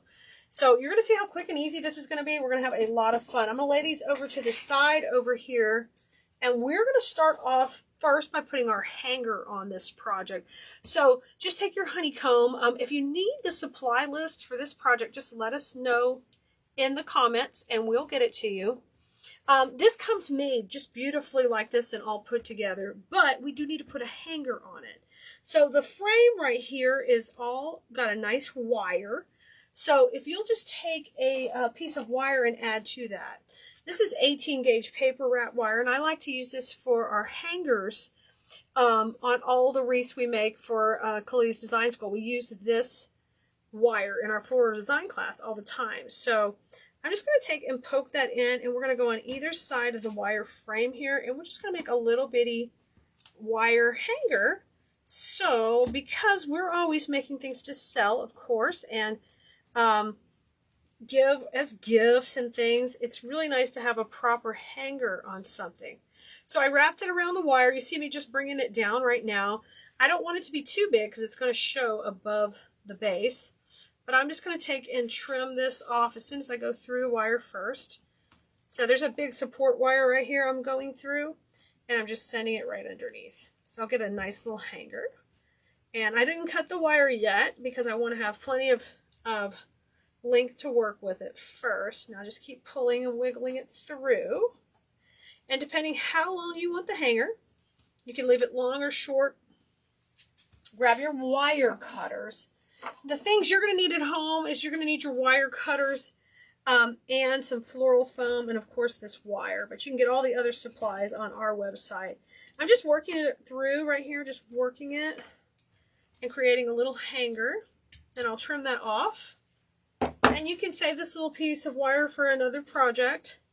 I'm going to take and twist that around. And look, I made the cutest little simple hanger right here that will hang it up now. Okay? And I'm going to flip that around. And our design school, I'm always telling them, you guys got to put a hanger on your stuff because it just makes you much more professional in the long run. Okay, so there's our hanger and that's done. And I'm not trying to put that on after I get all my fun stuff on here. Okay, so do the hanger first. Now, let's get ready to put our foam on. The foam is floral foam, so you can get this at any craft store. It is not the Oasis foam. It's nice floral foam that when you put hot glue onto a pick and you pick it in here, it makes it nice and almost permanent. So I'm going to take and glue this guy off to the side right here, kind of kitty corner. Now, we're going to be putting the big bee on top of it eventually, so I want you to see how you want that. If you want him flying up or down, whatever you want. I think I'll have him flying up like this, is what I'm thinking. And you can also move it over here if you want. Whatever you want, up and down. Here's our top of our piece. Do I want him here? Start thinking about that.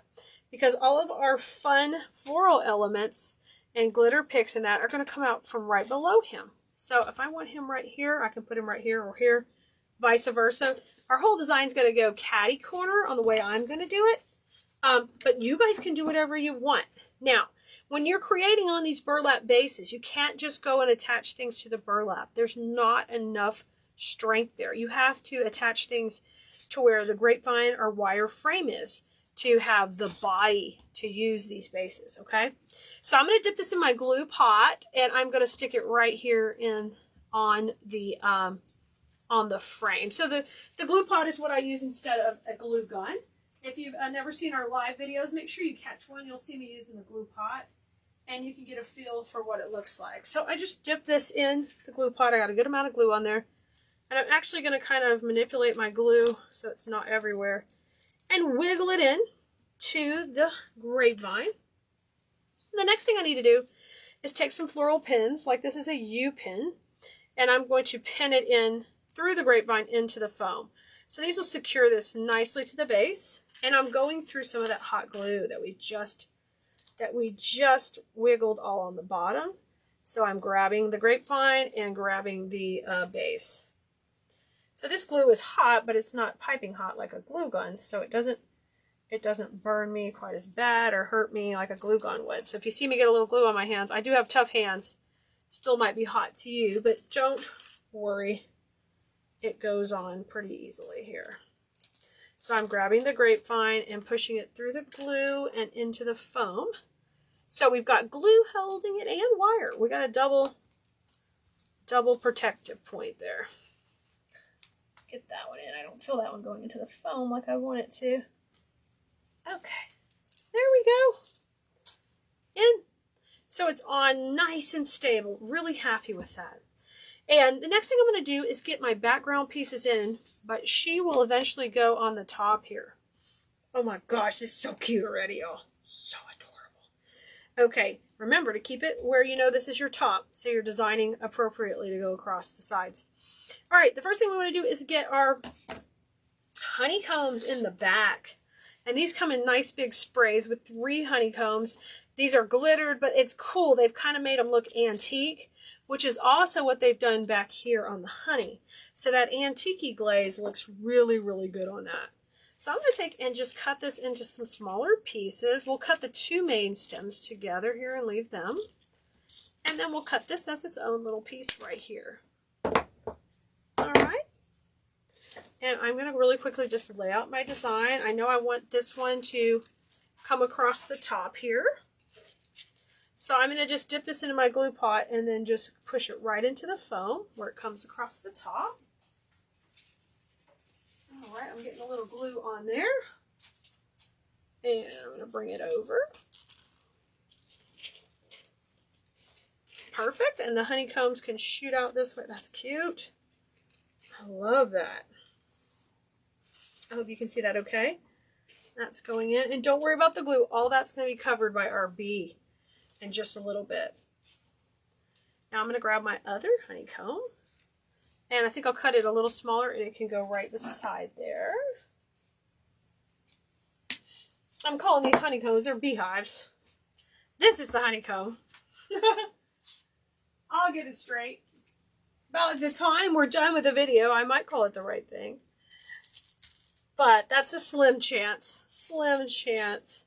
So, and I also want to take and shake hands with these pieces. That's what I call it in design school, when we take and manipulate the greenery and the stems so they all look like they're moving pretty. Just like that. I love that. That looks great. So let's kind of do the same situation coming down. So I'm going to take this stem and trim it as well. And I will just trim those into 2 pieces, one with 2, and then one little short piece. This is just a simple project. You don't have to overdo it to get this cute, cute look. Now this one I'm going to go more on top of the foam up here. So I will take and I'm going to trim it a little shorter because it's a little too long. I don't want it shooting way off. So I just measure from the top.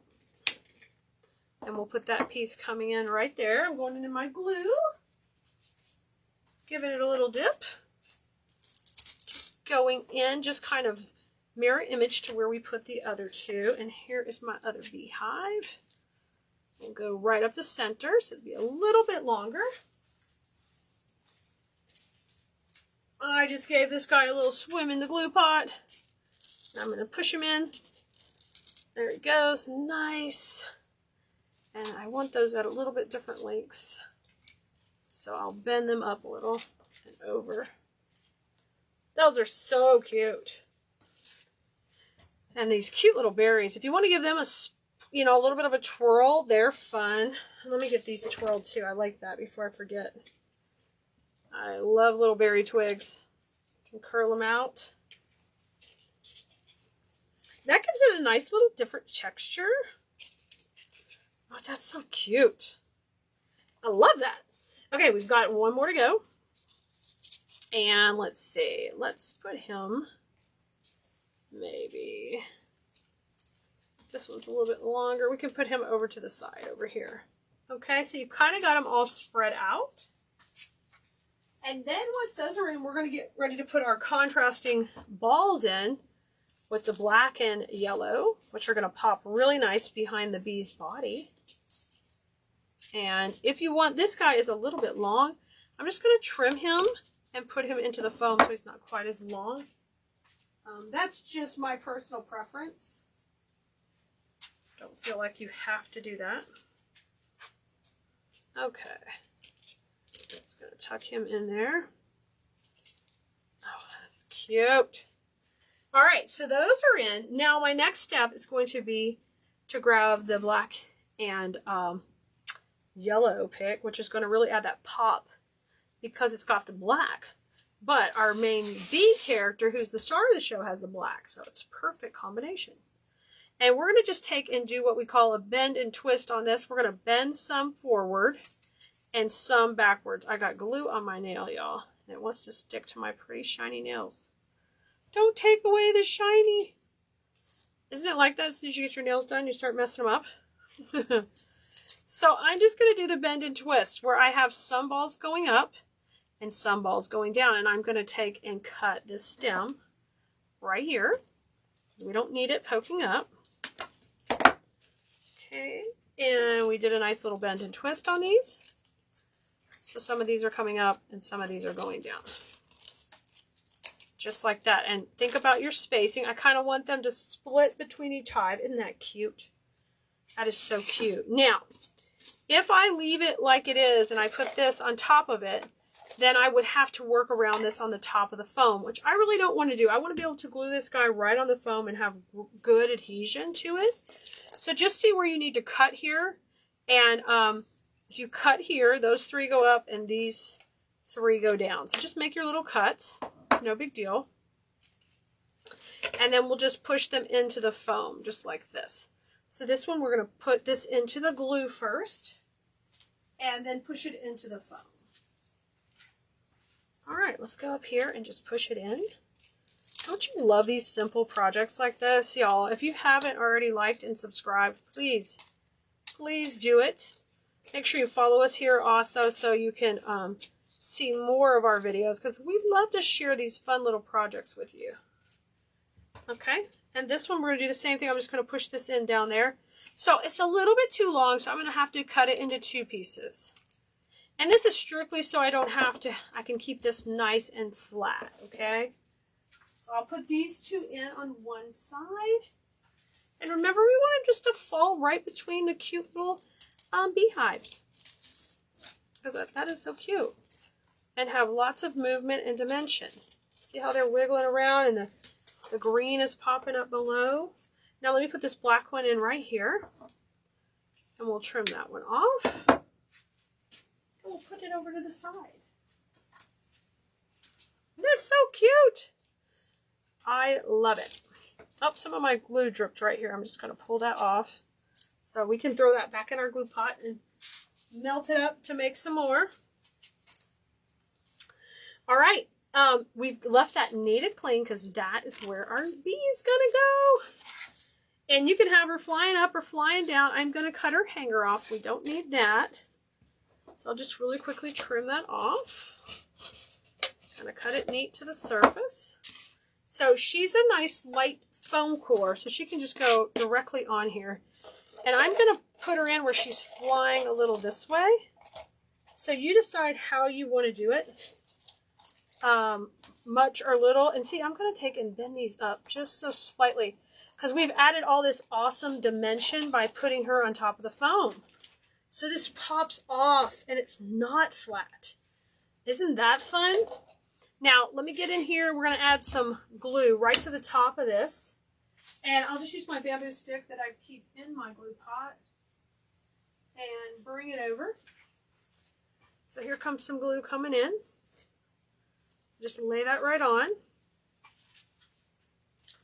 And then I'll take, while that's just sitting there for a second, I'll take a floral pin and I'll just cut it down a little, guys, where it's a little shorter. And we'll use, a piece went way over here. I will use a piece of this to go, I'll get it in a minute, into her. So get a little glue, push it in at an angle.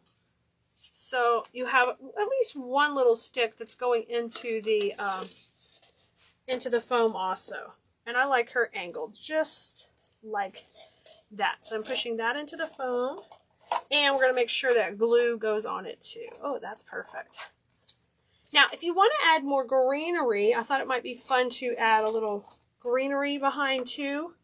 So that's where I have this particular bush, which it's greenery, a little yellow berries, and a little bit of butterflies. If you just want a little touch of greenery just to pop around, I thought that would be kind of fun. So let me take a couple of these and cut them off. And we will add these to the mix because we have all that dimension right underneath. So you can, if you don't want greenery, you don't have to have it, of course.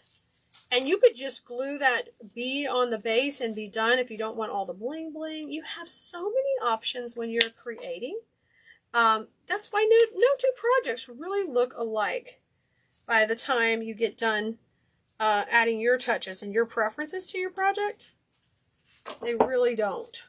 Okay, I just cut that whole bush apart, and I thought it'd be fun just to add a little bit here or there of this. Let me bring my glue pot a little bit closer so I can show you now that we have a little more room on the table here. You can see what I am dipping into in case you've never watched before and you're like, what is she even doing? So this is my electric skillet with hot glue in it. And I do use a big one. They make smaller ones for crafting. So if you prefer, you can use one of those. And I'm just going to push these, after I get a little glue onto them, I'm pushing them into the foam. Just to take and, yeah, let them kind of soften the edges. And there is the little butterfly on a couple of them, but yeah, there's nothing wrong with that. The butterflies, the bees. Let's put another piece on this side. I love this. This is super cute. And I'll just push that in, and I'll kind of manipulate it a little bit. Kind of come up here. That's cute. I'm loving it. Here's a longer piece. I think I'm going to use right up the middle, maybe a little bit behind this hive. Okay? So I'll give it a swirl. Go right underneath. That's cute. Okay, there's the top. I love that. Now let's do something similar down at the bottom. I'm going to take my longest piece first and have it come right down the bottom. And you want to keep it on that same angle that you've created in this design. Try to keep it very similar.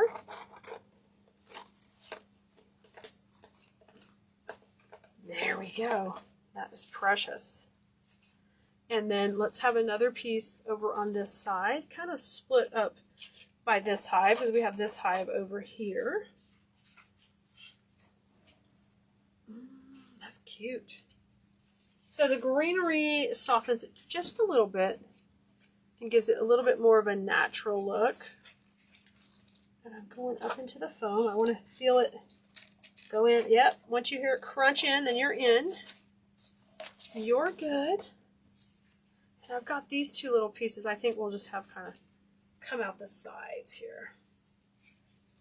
And I'm just going to tuck them in. And you can always use Spanish moss if you need to cover your foam from the edges.